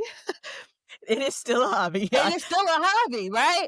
So I don't expect Beyonce level production, but it actually is really good and it's a really cool time. And then with Book Hotels, which Arielle might not know this, but she got me back into reading, like, for leisure. Yeah, I will watch her content. You know, obviously it's my friend, so half the time I would just like it before I even watched it. And then I actually like started paying attention. And I was seeing like her recs and like, because I've always loved romance, but I would like dibble dabble in urban fiction. I really wasn't like, I didn't know all the authors like I do now. So just learning more through her, seeing more creators. My whole TikTok was like book talk, and I was seeing all these books. And I used to be a voracious reader, okay? In high school, when I first got to college, and then law school kind of like killed it for me.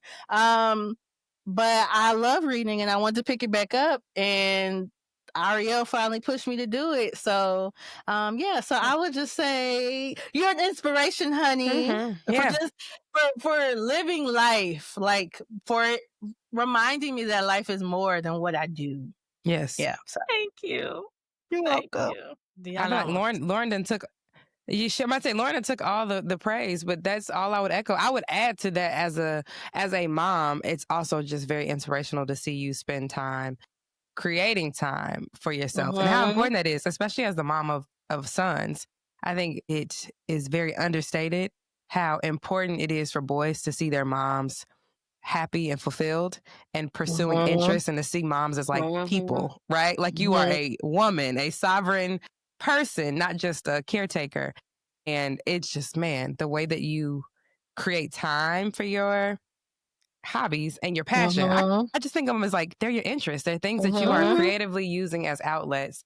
I've just been very also inspired and proud of you, friends. So grateful. And then again, we had her, you're a businesswoman too, Mommy Ari. In addition to all of these things, you still are creating time to pour back into things that benefit and serve others. So let's get into it. I don't want you down here being a crybaby on the show. So we're gonna let you pop your... I just got my lashes done. I can't say. Can't cry. Also, I just thought of something else. At work, she also keeps them abreast of all things Beyonce, and I love that. Like, she is a full person. She did a presentation once to show them all about Renaissance. Lord, them white people be tired of her. They be tired of you. That was my first viral video. Yes, it was. That's enough about how we think. Let's Arielle start talking. So Arielle, why and when did you start Book Hotels? Like, take us to like the origin story behind. And I love the name is very iconic. I don't. Thank you. I don't know. I know. Hotels. Jasmine Sullivan. Where you at, girl? So Pick up your hood feelings. Sorry. So shout out to Billy Porter. That's hilarious. Hotels. Yes. What was the inspiration? So like, when and how did this start, Fran? That is a great question. So obviously, Hotels comes from the Jasmine Sullivan album, Hotels. And I love that album. And I just felt like Book Ho, because I wanted to do Book Ho at first, but that was like taken. And so I was like, hey, Book Hotels. Like, okay, I can be a play. Because remember, on all the interludes, like people had a story. Yeah. It was like Easter's Tale or Mona's Tale. Antoinette's Tale. I was like, okay, yeah. So I just went with it. But I think it started with a Twitter page like 2 years ago. And so I was talking to authors and connecting with other book girlies on there. And then I was like, I was going back and forth with creating a TikTok page so much. And I was like, I don't want to do it. And I'm like, but I should do it because I think I'm funny. So I was like, you are. Do it because I'm very funny. And I was like, I know I can like think of funny stuff, but it took me a long time to do it. So I just created my book talk account last year, or I just decided to dedicate my page to book talk content last year in August. So I just celebrated my 1 year book talk anniversary. But yeah, I was just trying to connect with other people, other readers, and I was like, let me get in this world. Let me join this world. So that's where it came from. And joined it, she has. Okay. I mean, you really just have to go see it, like the link ups, like the different creators. Like she plugged in, she got book talk friends. Like they be like, my moots. And I be like, oh, my friend famous. But yeah, I love my book talk girlies. I love the book talk girlies. Like it'd be drama, but like the good ones when we link. That's it's a hilarious. good time. Yes. Okay. So in that same vein, what do you enjoy most about Book Hotels and what you're doing with Book Talk? I enjoy meeting the people and forming those connections with other readers and other book talkers. It's just, I don't know. It's like now I have friends in different cities. I have people that I talk to like every day. We talk and we talking about this book and that book and meeting up with this author. I don't know. It's just nice to have people to talk to that like they know exactly what you're talking about. Y'all reading the same thing or you've already read that, and that's so I've cool. enjoyed that. Yeah. The times I do get to read for leisure, it is isolating because you always like, it's almost like watching in pop culture, there are things that we all experience at the same time. Like when this episode came on TV, it just aired. I could talk about it. But when you're reading a book, you're often like an island unto yourself, unless other people are reading it with you. So for those who don't know, I'm not really active on TikTok like that. Explain to me and listeners at home who may not even really be on TikTok, what is Book Talk? Book Talk is just, like TikTok has different worlds. Like if you're into crocheting, you'll be on crocheting will be on your algorithm. Or Okay. if you're into like gospel music, that'll be on your other algorithm, like gospel Okay. talk. Child, the LGBT community. Sometimes when I tell you, I be in a The rabbit stud hole. name versus What's your stud name? What's your real? it's your real But name. then I just got back stuck in there with. Anyway, I don't want to go back to that. But That's just so funny. So it's a So- neighborhood on TikTok, basically. it is a These are neighborhood on neighborhoods. TikTok, yes, and that's Okay, so you is know, book talk diverse? Like when you're talking, I'm assuming maybe because my algorithms, when I'm on like whatever social media platform it is, I'm honestly only seeing the Black girl engagement around being readers recreationally and for leisure. Is book talk very Black, or is book talk I'm on Black like book talk. okay? Well, that's Okay. definitely a white book talk. Yeah. So when I first got on, I was on just a general book talk, and it was book recs about books I wouldn't dare pick up, books recs from problematic authors. Mm. It was a lot of stuff, but eventually the algorithm figured out like, she's a Black. where are the Blacks? I want to know how the Blacks are doing it. So That's so picked out, funny. and they put me on Black Book Talk, and I haven't left yet. So yeah, so there is definitely a general book. So it's talk, like book which is club. white It's book like club. it's like a communal book club with girls that don't necessarily live in your neighborhood. Kind of. More or less. Am I oversimplifying it? Because like, are Very y'all much so. y'all aren't necessarily reading the same books at the same time? Well, what I'll say is, if it depends on when if it's a new release, we probably are all reading it. Okay. My connections like start on Book Talk, but then they migrate to like Discord or text. So we're not okay. we're not like we'll comment on each other's stuff through Book Talk, but we're not. The connection isn't formed actually on TikTok. I got you. It's on another got you. platform. Yes, That's and cool. as a layperson, I don't need any more connections at this point. My friends, as y'all can see, keep me very active. But I do enjoy watching the content and getting like, I think I have like 400 books on my Amazon wish list. And like some of these, now granted, it's not just romance or like urban fiction. It's all types of books. And I like making lists, people. It's my thing. So yeah, but a good portion of them are romance books. And I would say I'm like 90% Black book talk, but I still dabble a little bit on the general book talk.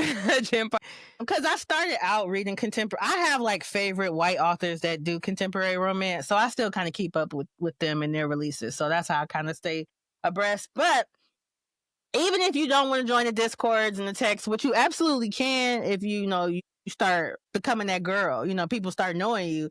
I'm sure you can do that. If you just want to watch, because like I remember my first post that I can remember on TikTok that Arielle did, she like, if you like this Jasmine Sullivan album, here's some books that you can listen to. And I was like, I remember when I saw it, I was like, damn, that's really cool. I love music. If you follow me on social media, I don't post that much on my page, even though I've been changing. I've been changing my ways. But I primarily do it on the IG stories. And so I usually like to match the song with whatever I'm sharing. So I really connected to her picking the album and then finding the books. So then I was like, well, I love hotels. I'm going to read these books. And so that was kind of like what eased me back into it. But I just think it can be very, like the way they use creativity to like get the word out about books that they enjoy is just something that I never seen before on like short form content.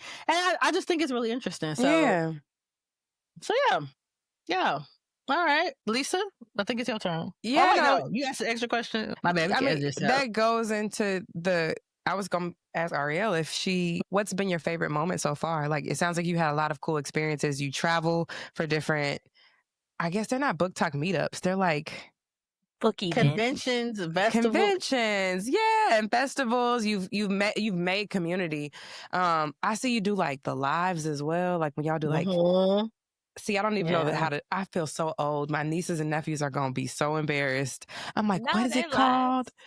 Right, they're lives on TikTok, right? Yeah, TikTok lives. TikTok like lives. Like they're meetups. It just virtually looks different. It looks like y'all are in like a room together. It looks like a Google Meet. Yeah, but it's like decorated. Stars. Yeah, decorated. It looks like the this. screen. No, it doesn't. Maybe I'm tripping. Maybe I ain't watched enough, but I'm like, no, it don't look like this. Anyway, all of the things you've had, the experiences you've had in the past year, John Coltrane, you stay up there. What would you say has been your favorite moment so far? Definitely the book events, going to the book events. It's just like a great feeling when all the book girlies get in the same room. And then it's like people, so I end up seeing people that maybe I don't talk to in a Discord, but we know each other from social media. And it's like, hey. And one thing about the book events, if it's a popular author, the line will be long, like long. And, you know, you don't want to just see that author. You want to see a bunch of authors. A lot of times I went to a book event in June in Atlanta by myself. And I ended up meeting these two girls that I knew from social media. We just, you know, we liked each other's stuff and stuff like that. We never text or whatever. And we were in this line, this really popular author. The line was so long. And it was like, okay, girl, so you wait here and I'm going to go get mine, because we had pre-orders from other authors. I'm going to go meet this other author. I love and that. then I'm going to come back and then you can go meet this other author. And it was just such a sense of community. Like I had never talked to these girls like outside of I love this video. You're funny. This video's funny. But like when we met each other, it was just like, hey, like that. It's the book events are, yes, the book events are great. That's been my favorite part. And then also on the other hand, they do be so out. And then on the other hand, meeting up with the girlies that I actually talk to in the Discord, that is like that is so funny. It's like meeting. It's like, gee, I talk to you every day, and now I can finally meet you. It's so interesting. You keep saying, are there no dudes in the book talk? No, there actually Black are. space? Okay. Can I talk about that? Yeah, I'm curious because we keep talking. I'm like, okay, I feel like we need to make it because I'm so much of an outsider. I really want to understand the brass tacks of it all. Where the dudes at? I'm just a hater, but there are definitely men in the book space. But the men, I feel like the men just do the bare minimum and they get thousands and thousands of likes and followers just for sitting there holding the a bar book. is in hell for men who read, it sounds like. Oh my gosh, it's like, and listen, I don't care who hears this. Like I was going to say a disclaimer, but like they just get so much. They don't have to do nothing. They don't have to put no effort into any of their content, and they're going to get likes and follows. And girl, y'all so ready. Anyway. Yeah, they reading them books. They want to find somebody to do that shit with. And these niggas be on here like, I read it. Let me rate it 1 through 10. All right. And it's like, that's so it's definitely men, but the algorithm knows me and they know to keep it cute. Keep it away from her. Don't keep put it them away on me. Get away from me with that, Apollo. Go away from me with this. Get away from me with this. Go away from me with this. I think I followed, well, I don't like follow them, but it's 3 guys that pop up in mine. And they decent, but there's definitely a quality issue. They are no book hotels, okay? But I could tell they actually read the book from their commentary. They be reading. Yeah. They be reading. But you know, hey, it's hard work to be the best, girl. Everybody can't do it. But some people got to be mid now. Because I know I could do better than a lot of the men, but I don't want to learn how to do TikToks. So yeah, y'all are like full-time video editors. I love that. Yeah, and that I don't think will ever be my ministry. But I love to see it, and it gives me lots of books to read. Like you reposted somebody the other day. Hear My Heart. It's the girl. She had the she's deaf and has the a cochlear implant. No, she specifically did not want that. She has a hearing aid, but she ends up like falling for her fiance's brother. I just finished it today. Excellent. That's also why I was talking about BDSM stuff because. But anyway, Rome.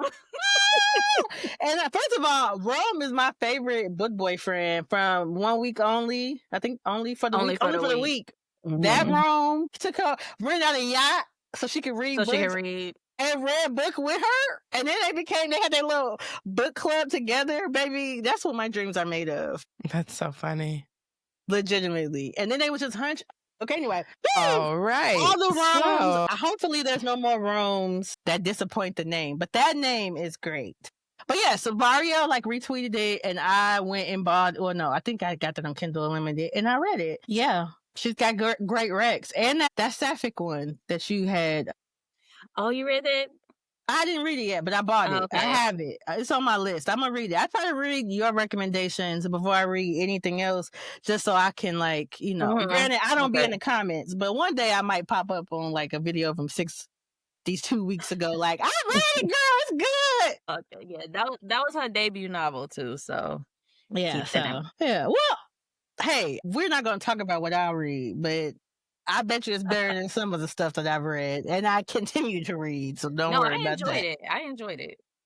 Yeah. All right. Hold on.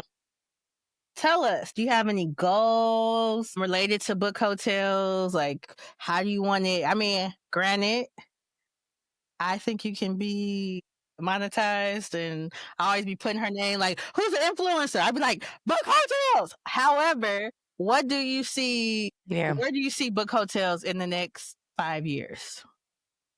I if I'm being honest, I would hope I'm at 10,000 followers and so that I can be Oh. monetized for my posts. But most importantly, I want to keep having fun in the book space because I There you said, go. there is a lot of drama. Yes, we didn't get into that. I'm like, how y'all are reading books? Where's the drama coming from? It should just be in the literature. That's where the Well, drama it's like should live. my favorite book is your least favorite book, It's called an opinion. and so I don't know. It's just, yeah, it's people. It's a lot of drama. It's people being rude and disrespectful to authors. People. Yikes. It's a lot of drama. That sounds very antisocial. I feel like we can have a whole little deep dive on that because you want like a little crumb of attention. I feel like the internet kind of has given us an equal playing field unnecessarily. Like, I would not even talk to you when we were in high school, you fucking dweeb. Yeah. But And now, now we're on book talk together.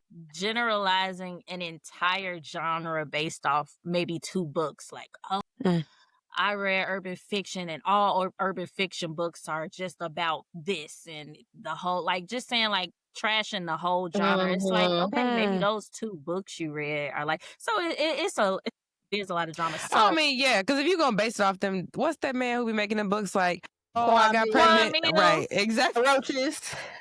Hey, y'all didn't even let me finish describing it. Exactly. If you're going to pretend like that is the definitive, example of what urban fiction is, that sounds very racist to me, one. And simple. Like, that's a very reductive way to describe a whole genre of books. So this drama, I'm like, who got beef with you? But yes, 5 years, honestly, even under 5. Girl, I think you can hit 10,000 by the end of Easy. Yeah, you can hit that you within a calendar year. It's been a year.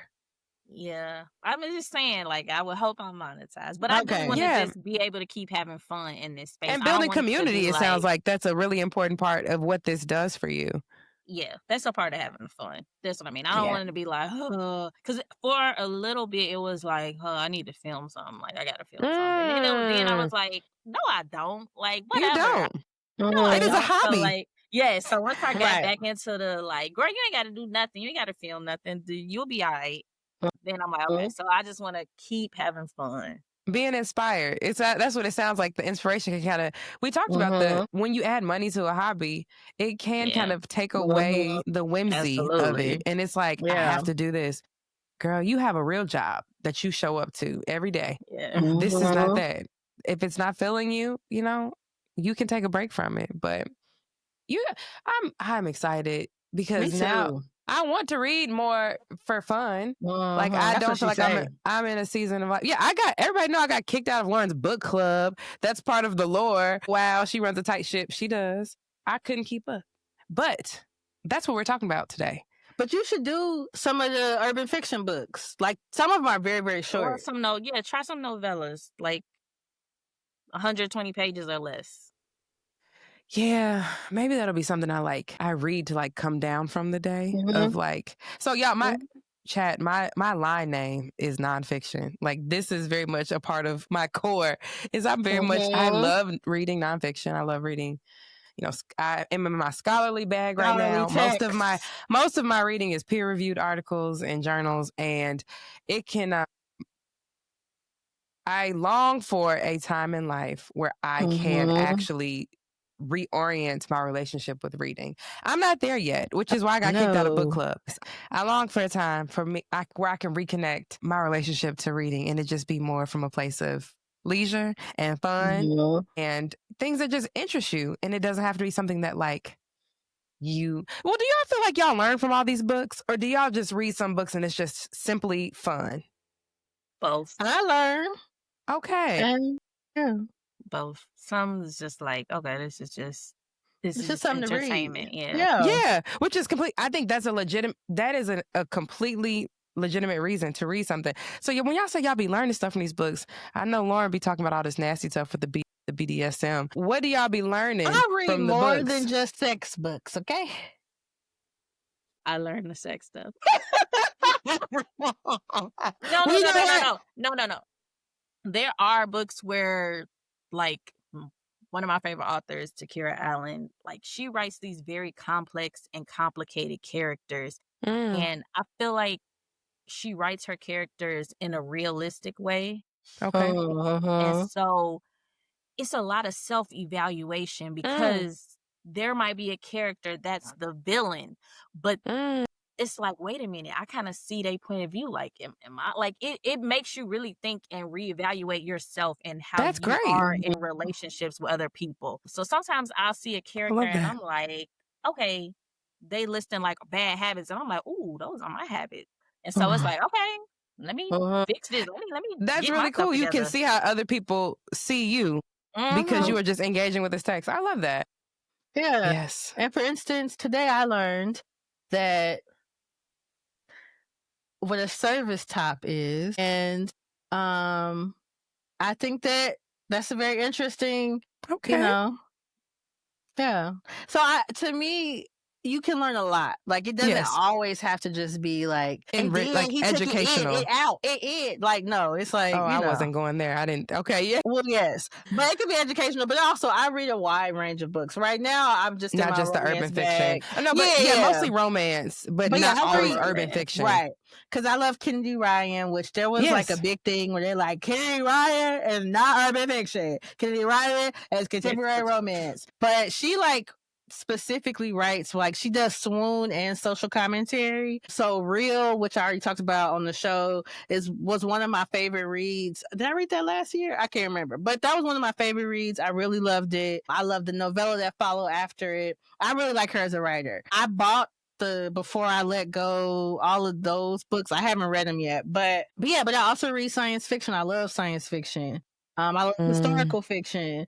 So I was reading like this really cool like book about like post-Civil War where the white people was turned into zombies and they had like sent the black people to like these finishing schools to learn how to fight zombies. It was very interesting. What was the name of that book? I feel like we were talking about this book. We might have talked about it on the show, but it was so good. And I checked out book number 2, but I didn't finish it, so I got to go get it from the library again. But I did immersive reading with that one. I listened and I read at the same time, which was excellent for my focus. So I like to do that too. So that's even better with the freak books because they be having Wesley Siobhan. Wesley, his voice. No, Wesley Siobhan is the girl. No. Oh wait, the one that be reading with her. Winston James, Jacoby Dim. That's him. Yeah. Okay, I'm like, woo! I love when I hear his voice. So yeah, that's also a very cool thing. Sorry. So that's what I learned. I learned about immersive reading. I learned about like sexual things that I can like research and say, hey, what I sound like I could be into this. Which is honestly, those are valid things to explore. We are complex, grown ladies. And I think it's very important. And for us to be able to connect with that side of our interests in a structured way. You know, things you might not have explored naturally if you were just thinking in your own little box. But you get to kind of like dabble in somebody else's sandbox. That's kind of cool. Yeah. So, you know, it's cool. Everybody should be reading urban fiction, especially the men. Y'all can learn a thing or two. Or urban romance. Yes, urban romance. Saying. I love that. But yeah. Well, from your mouth to God's ears, Arielle, I think that won't be a hard goal at all for you to obtain. But the brand, hopefully we have. The brand is strong. Do you have a hotel? Book Let me see hotels. what you. Yes, she you does. wearing some merch. I love it. Book hotels. I was very jealous. She went to an event and I was jealous. That was like the best event I've ever been to in my Wait, life. can you say more? I'm like, y'all got to finish the thought. People don't know what y'all are. Piece together It's called the House Party. Author Alexandria House puts it together. It happens every 2 years. And she just curates, it's an entire weekend. There's events Friday, Saturday, and Sunday. She curates a great event. Honestly, if I was her, I would package it up and sell it. Like, I would do workshops on how to have an event of this magnitude because it was just so good. It's so good. What was good about it, Fran? The swag. You walked in, I got a jersey. So the theme was based off of her series, the St. Louis Cyclones. And so like everybody was in jerseys. This was one of the jerseys I was going to wear, but I ended up not wearing it. I walked in, she gave everybody a leather tote bag, well, not gave everybody, you paid for it. Mm-hmm. You paid for it with your ticket. She had a lipstick, make your own lipstick stand, massages, make your own perfume. There was an evening, a little evening session, a little evening session that we're not allowed to talk about. And everybody got a little toy to take home. Everybody got a toy. Sunday was a brunch when I tell you that food was so good, like, I don't like lamb chops like that because it tastes like fake meat to me. Well, the lamb chops was so good. Anyway, lamb chops, drinks all the drinks and food was included at each event. It was just a good time. And again, meeting up with the book she's an girlies. author? She's an author. Okay, so the author is, she hosts, say that again? No, I said she writes damn good books. Oh, she writes them. Look at my IG story. I read the McLean brothers. I was posting about them. It was just shirtless men. It was like, let me this you, let me that you, whatever. Excellent. It was like 5 books. I think it was one about her sister, one about their sister. Yeah. Yeah, but Arielle put me onto that. I had picked a different brother to be my book boyfriend, but that's okay. It was good. Great. You go. I know. We have to share Leland. He's number. I like Leland, but I love the twins, which I did not expect I would love them. But yeah, Nolan, that's my type of nigga. I'm just enjoying seeing y'all in your element right now. This is so beautiful to me. I am not a native to book talk, but y'all have actually piqued my interest to spending more time. Because I send you first. Okay. That'll be a good one. Now, granted, you're probably gonna analyze it a little bit, but no, I'm turning my brain off from analyzing things that aren't quantitative data at this point, baby. So no, send it on. Excellent. Okay, all right. I don't think there's anything that's science based that would make you like, this is not right. That needs to be a disclaimer. Do not stick candy cane up your vagina. No, it ain't nothing like that. Why you know me too? Because I legit would be like, oh my gosh, she's gonna have a yeast infection. Yeah, that's hilarious. Yep, that's exactly where my mind would go if I was reading that. But yeah, so best friend. Yeah, this is the hobbies episode. Yeah. So, what's your new hobby? What's a hobby that you want to commit to? Yeah, especially us getting older and my birthday coming up, I feel like it's a personal new year, a time to reflect. I do want to feed both the creative part of having an outlet and the physical part of having an outlet, kind of like the stats we shared at the top of this segment with how beneficial and enriching it is really to have time that you spend decompressing outside of work and family obligations. So low key, I really feel like this platform is a very creative outlet for us. I think this is a part of my hobby, honestly, the only one that I really can spend time with. So creatively, I think that I want to make sure that I am not showing up to just like check a box and like, oh, I got to do it. Like Arielle was saying, having the inspiration and like doing things that we're passionate about, it makes me feel really full when we can like put together and produce episodes and content that we are proud of and that we believe in. So honestly, this is a hobby for us. And physically, I definitely need to commit to something, some type of movement for my body that I can stick to. And I want to do dance classes again. I really just need to find an adult dance class that is that I can stick to and have the discipline to like consistently show up to. So either like a tap class or like a modern or a hip hop in a jazz class, like I got to get some floor routines out of my body. I feel like this old broad with all this choreography that I had been doing until I was in my 20s, I need to like tap back into that. So those would be the hobbies I feel like I want to be consistent with. What about you? Well, here's my imaginary scroll. So my first one is stargazing. Oh my gosh, I cannot believe I shared this with the world. Yeah, stargazing. It was something that I felt like, I mean, I've always loved like looking at the stars. Like back when we lived in Flossmoor, there were a couple lights, but like if you go to like unincorporated and you drive around and you just get out, you could really see the stars because they didn't have like light posts and stuff. I just always really liked look at the stars, but I didn't realize that was something that you could like pursue as a hobby. So I have binoculars. I found a society that I joined, but I have not yet gone to a meeting. But I'm gonna start going to the meetings. You step one, you found them. I did. And I've also like sometimes the Greek Museum in the West Loop has events. Cool. Evanston, like in Northwestern, they have like different speakers come. And I've had some conflicts, so I haven't been able to go out to Evanston, but they have a really cool planetarium there at Northwestern. So I'm just learning more. I bought some books so I can read about like different constellations and that's cool. And I found some vacation spots that I want to go to specifically for stargazing. That's wonderful. So that is probably the one that I think. I guess part of it was like, I like to do stuff by myself, but I feel like I might, and I don't know but I could take a gander based on the follow list and stuff. That might be the only brown face in the place. But this particular society, and from what I could see from the member director or whatever.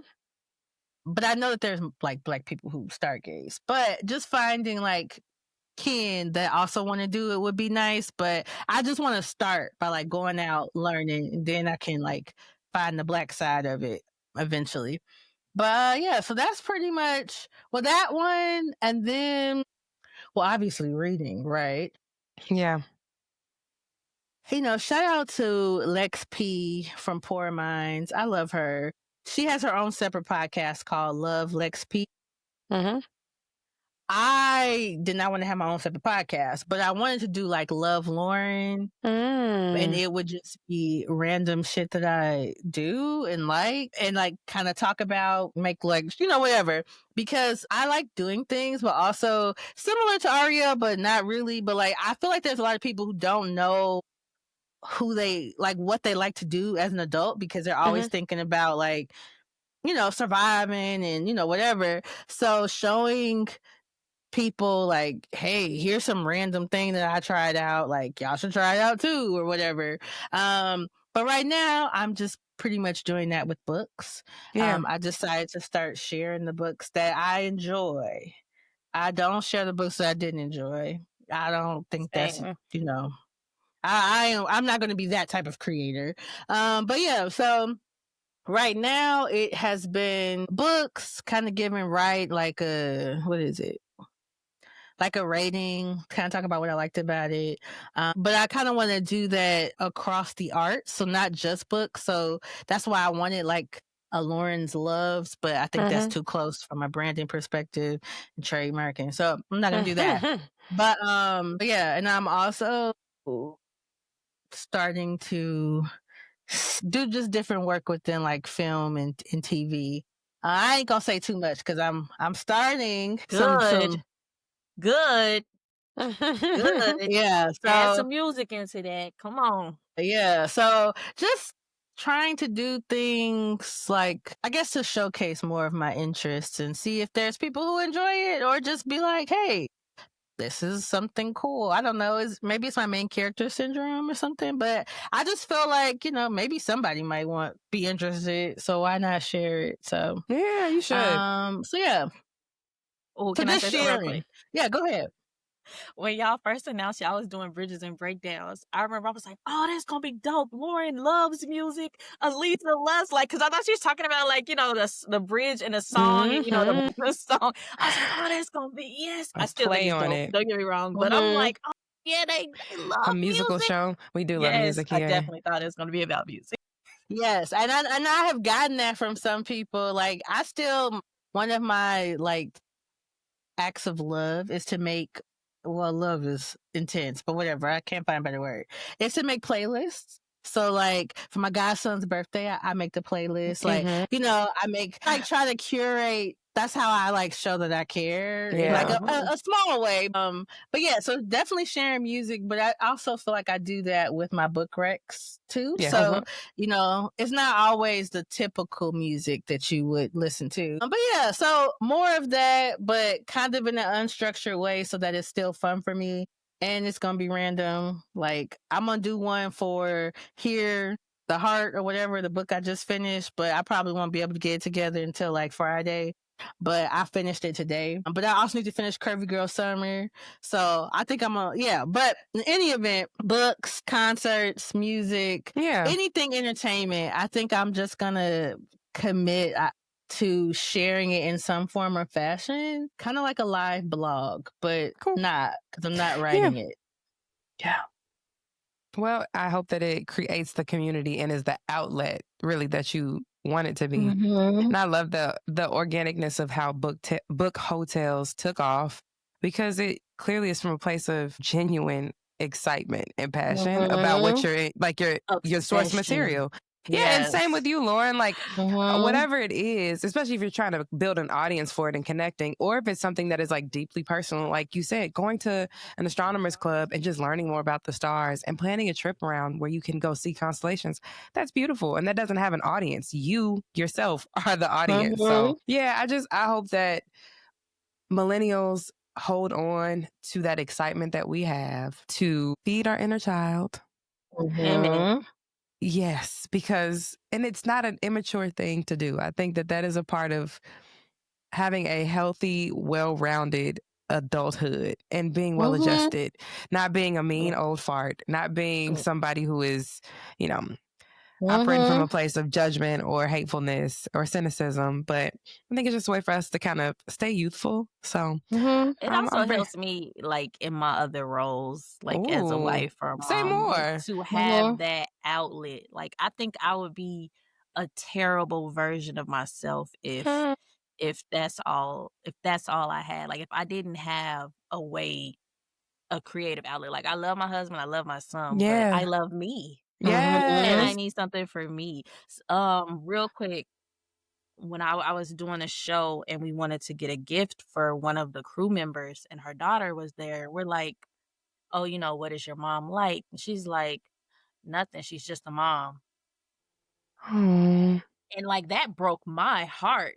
I was like, I never want my child to say that about me. Like, and I know the child didn't mean any harm.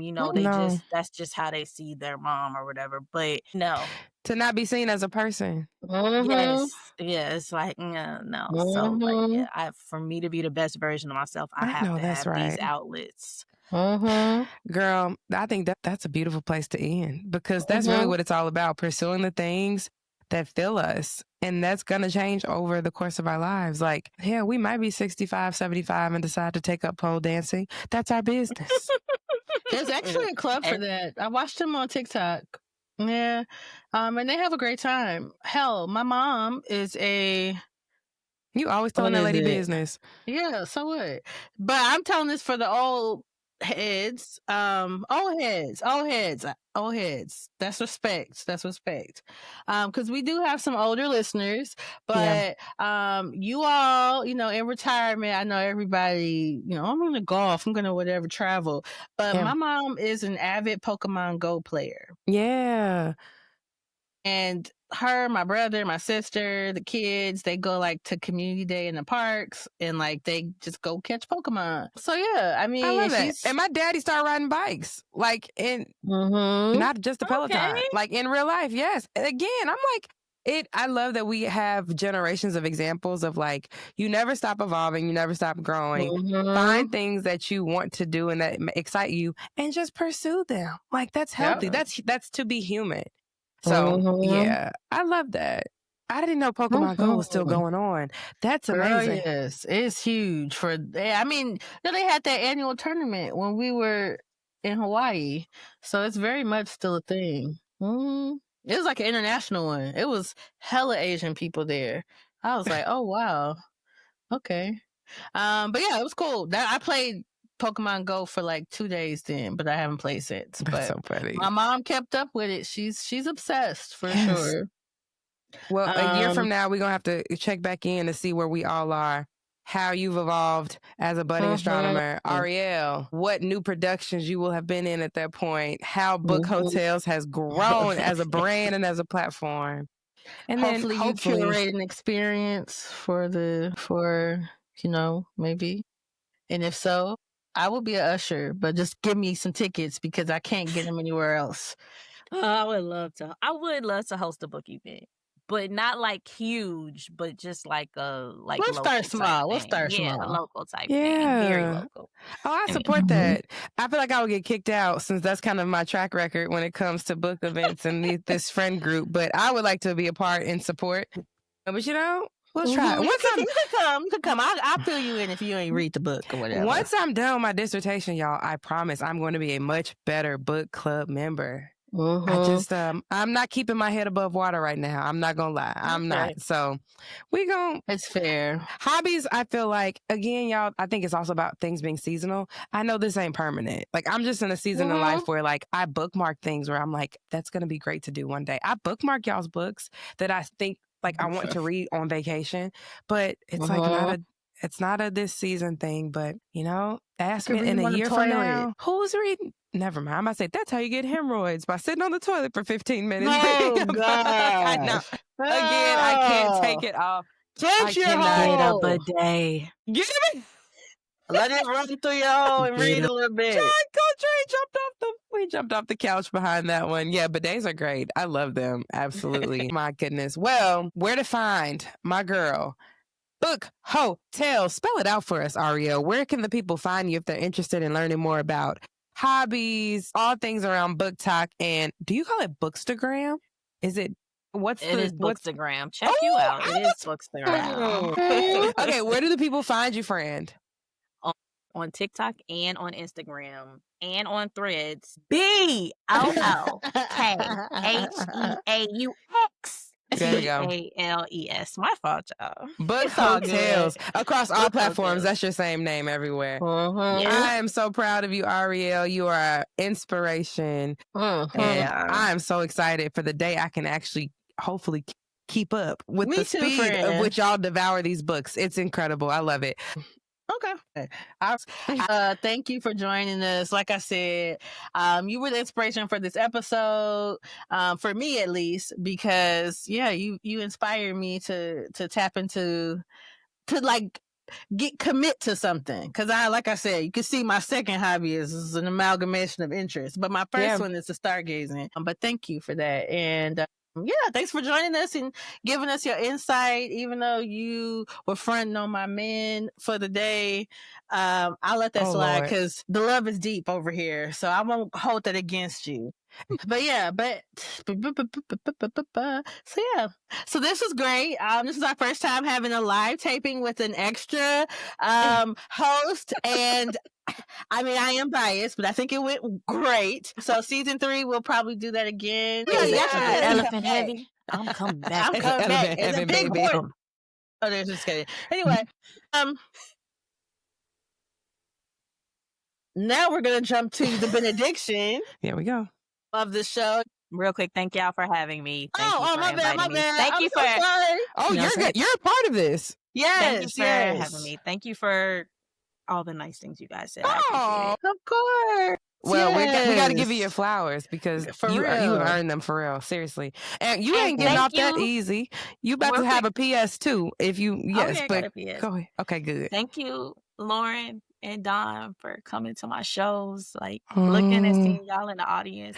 Like, Lorryn's here. Like, seeing people that you know, it helps you when you're performing. So thank y'all for coming to my shows. Of course. I was that Dreamgirls production, I did so. I was like, damn, I should have tried out. I could have been that. It was great. It was really good. It was really good. I almost taped it, but I tried to respect the licensing. So I was like, this is what I do about them shows. I know. I'd be like, this do not videotape for reproduction. I'm like, quick plug. October 11th, a lot of people from the Dreamgirls cast will be in that show that was mentioned earlier. And we will be doing some songs from Dreamgirls. Okay. Y'all definitely need to come because they was jamming. And I'm not even capping. This is my friend, but I wouldn't lie. Y'all already heard me. Yeah. There was another production that was not as great as this one. But it was good, just was not this. So I'll be honest. If it's a Dreamgirls cast, you're in for some good singing. But yeah, so you know how we like to close it out. We like to do a PS, lovingly known as a PSA between Alyzza and myself. But it is our opportunity to just get some last final words off our chest. It can be a please start, or a please stop, you know. You get options. But since Arielle is our guest, even though you're not a guest no more. You done got She's a regular. In. She's you a serious regular. If one of us need a day off, I feel like Arielle could do it now. She know how the sausage made, so she can step in. But yeah, girl, what's your PS? Since we're talking book stuff, my please stop is please stop reading and bashing genres you know you do not enjoy. So I'm not saying don't read the genre because you might end up liking it. What I'm saying is if you know you don't like romance, don't read a romance book expecting it to be science fiction. And then saying this book was awful. I don't really read romance, but I hated it. Cause you don't like romance. You don't like romance. So that's why please stop. Like, if you know you do not enjoy the genre, don't read it. It doesn't matter if everybody on Book Talk is talking about the book. If that's not the genre that you enjoy, don't read it. Y'all taking money out of these authors, indie authors' pockets when y'all bashing these books. Have an opinion, but be smart about it. Dang. Yeah. That's it. That's why please stop. I love that. No, I support that. That's a good one. Yeah. Or yeah, for sure. Lisa, I'll go last. No, you sure? Go ahead. Yeah. All right. No, I was saying you've been having to go last every segment, so I'm like, I don't want you to be able to. Girl, I don't give a damn. All right. So my PS what is it? Week. My PS today. Sorry, I didn't drink energy drink. I've been drinking kombucha for my gut. Yes, thank you. Tens. Yeah. I'm in my Lorryn the Lover Girl era. I was assigned that at birth, okay? Please start having weddings and inviting me to them, okay? I love weddings. I'm a great fucking time. You can sit me at a table with anybody. I have things that can help me be social if I don't feel like being social. And yeah, I love love. I love to dance. I love to hear the vows. Like, it actually reminds me, I forget, I found some video, but like the girl was like crying and kind of yelping because her friend married a good man and she never had to tell her to leave. And it cracked me up. I had reposted it because it reminded me of Alyzza's wedding. So funny. Her and David started saying they vows. and I started yelping like a little strangled cat, and I could not. I was overcome with emotion, Oh and my God. I miss that That's so feeling. funny. I miss That's that. so Like, funny. you know, so if you're having a Dang. wedding, even if I She don't said know niggas you, not getting married no more. niggas not getting, none of my niggas. I mean, there's niggas getting married, but yeah, if you and your people, you and your man, or if you're in a throuple, I've been reading a lot. If you're in a throuple and y'all are getting married, I would love to come to that because I've never been to that type of wedding Y'all before. see? But yeah, please start having weddings and inviting me. I love Okay? that. I That's love all. that. Yeah.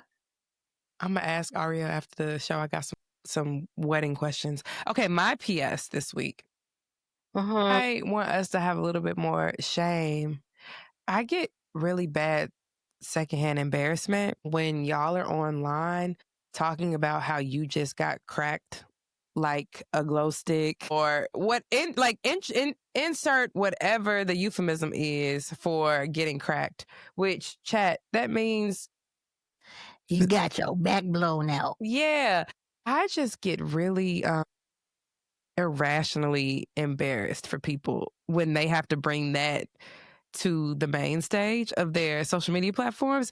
It's just a little gross. It's a little uncouth. I feel like, not to say, this is not sex shaming, but I don't know what it is about She bringing. said, I'm going to yuck your yum. Where's my gavel? You should have had it on hand for today. No. Yeah, I just want us to have a little bit more.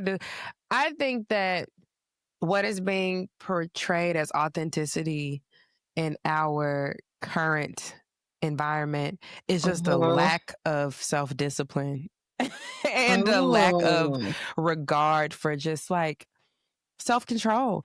Everything that you experience doesn't have to be shared. Everything that you enjoy doesn't have to be like crassly. So if It they just were to makes me say, feel. I got some cutty last night, would that be better? I guess we didn't get the cutty. Yeah, I just, every time I see somebody talking about getting cracked, I'm like, girl, we don't. Yeah. And we don't need to, again, like Arielle said, why are you saying anything nice about a man on the internet? Hey, now if you got cracked, I was singing praises then.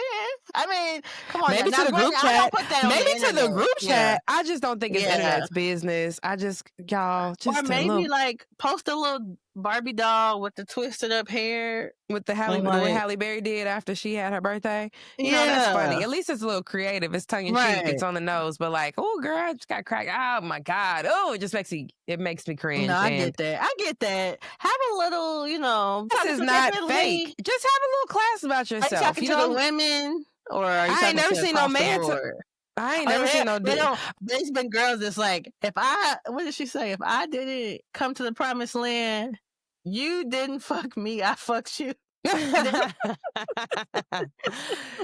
true. So you know what? It is be getting cracked. You know what? And it is bi-directional because a lot of women. There's also content you see about women talking about how they cracked on their dudes. Like, oh, I just cracked him so good he built me a house, or I just cracked him so good.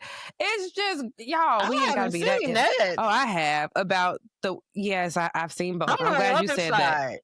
Yeah, no, I'm just Arielle. Am I rolling? Am I tripping, friend? For well, look at you. It's my PS, but Say crack again. We crack too many wieners. Too many cracks on the internet. I don't have a problem with it. But I mean, if you don't want to hear sus get cracked, you don't want to hear sus get cracked. This how you make your algorithm. I just get embarrassed a little bit, and it's not like I'd be happy for her if it was good. Yeah, I mean, well, clearly I would hope so. I feel like you wouldn't call it cracked if it wasn't good. No, but somebody's lying. Yeah, right. The orgasm gap is too real. Too wide for everybody to be bragging on the internet about getting cracked. What is it? Uchiwali or is it one mic? Faxes. This nigga sucked. Let me shout it up. The T app. That's what. Thank you, friend. Okay. Men who are doing the cracking, open up some of these books. The answers are all there. The tutorial is there. If you're trying to do some cracking. Oh my goodness. And cracking specifically on the only non-married person here. It would be only for the week. And then Hear My Heart. Is that the one I just read? Yeah, read those for the only single person on the. I love it. Yeah.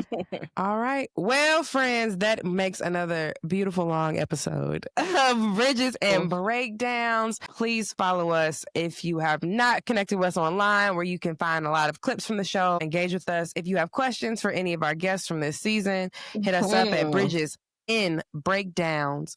That's right. You was Bridges good. in Breakdowns. In, as in Nairobi, breakdowns at gmail.com. Yes. Or Bridges Breaks Pod on TikTok and Instagram. We are on Facebook. Yes, Bridges Breakdowns Podcast. Like us, subscribe. And of course, you can watch the visuals on YouTube or Spotify and Apple Podcasts as well. The videos are available. So we love y'all. Thank y'all for joining back. Hopefully you learn you something and you feel like you have a little bit more understanding of that sweet spot that integrates the best of what all these generations have to offer. All right. Stay black, y'all. We'll see you next week. Holla. Millennial peace sign.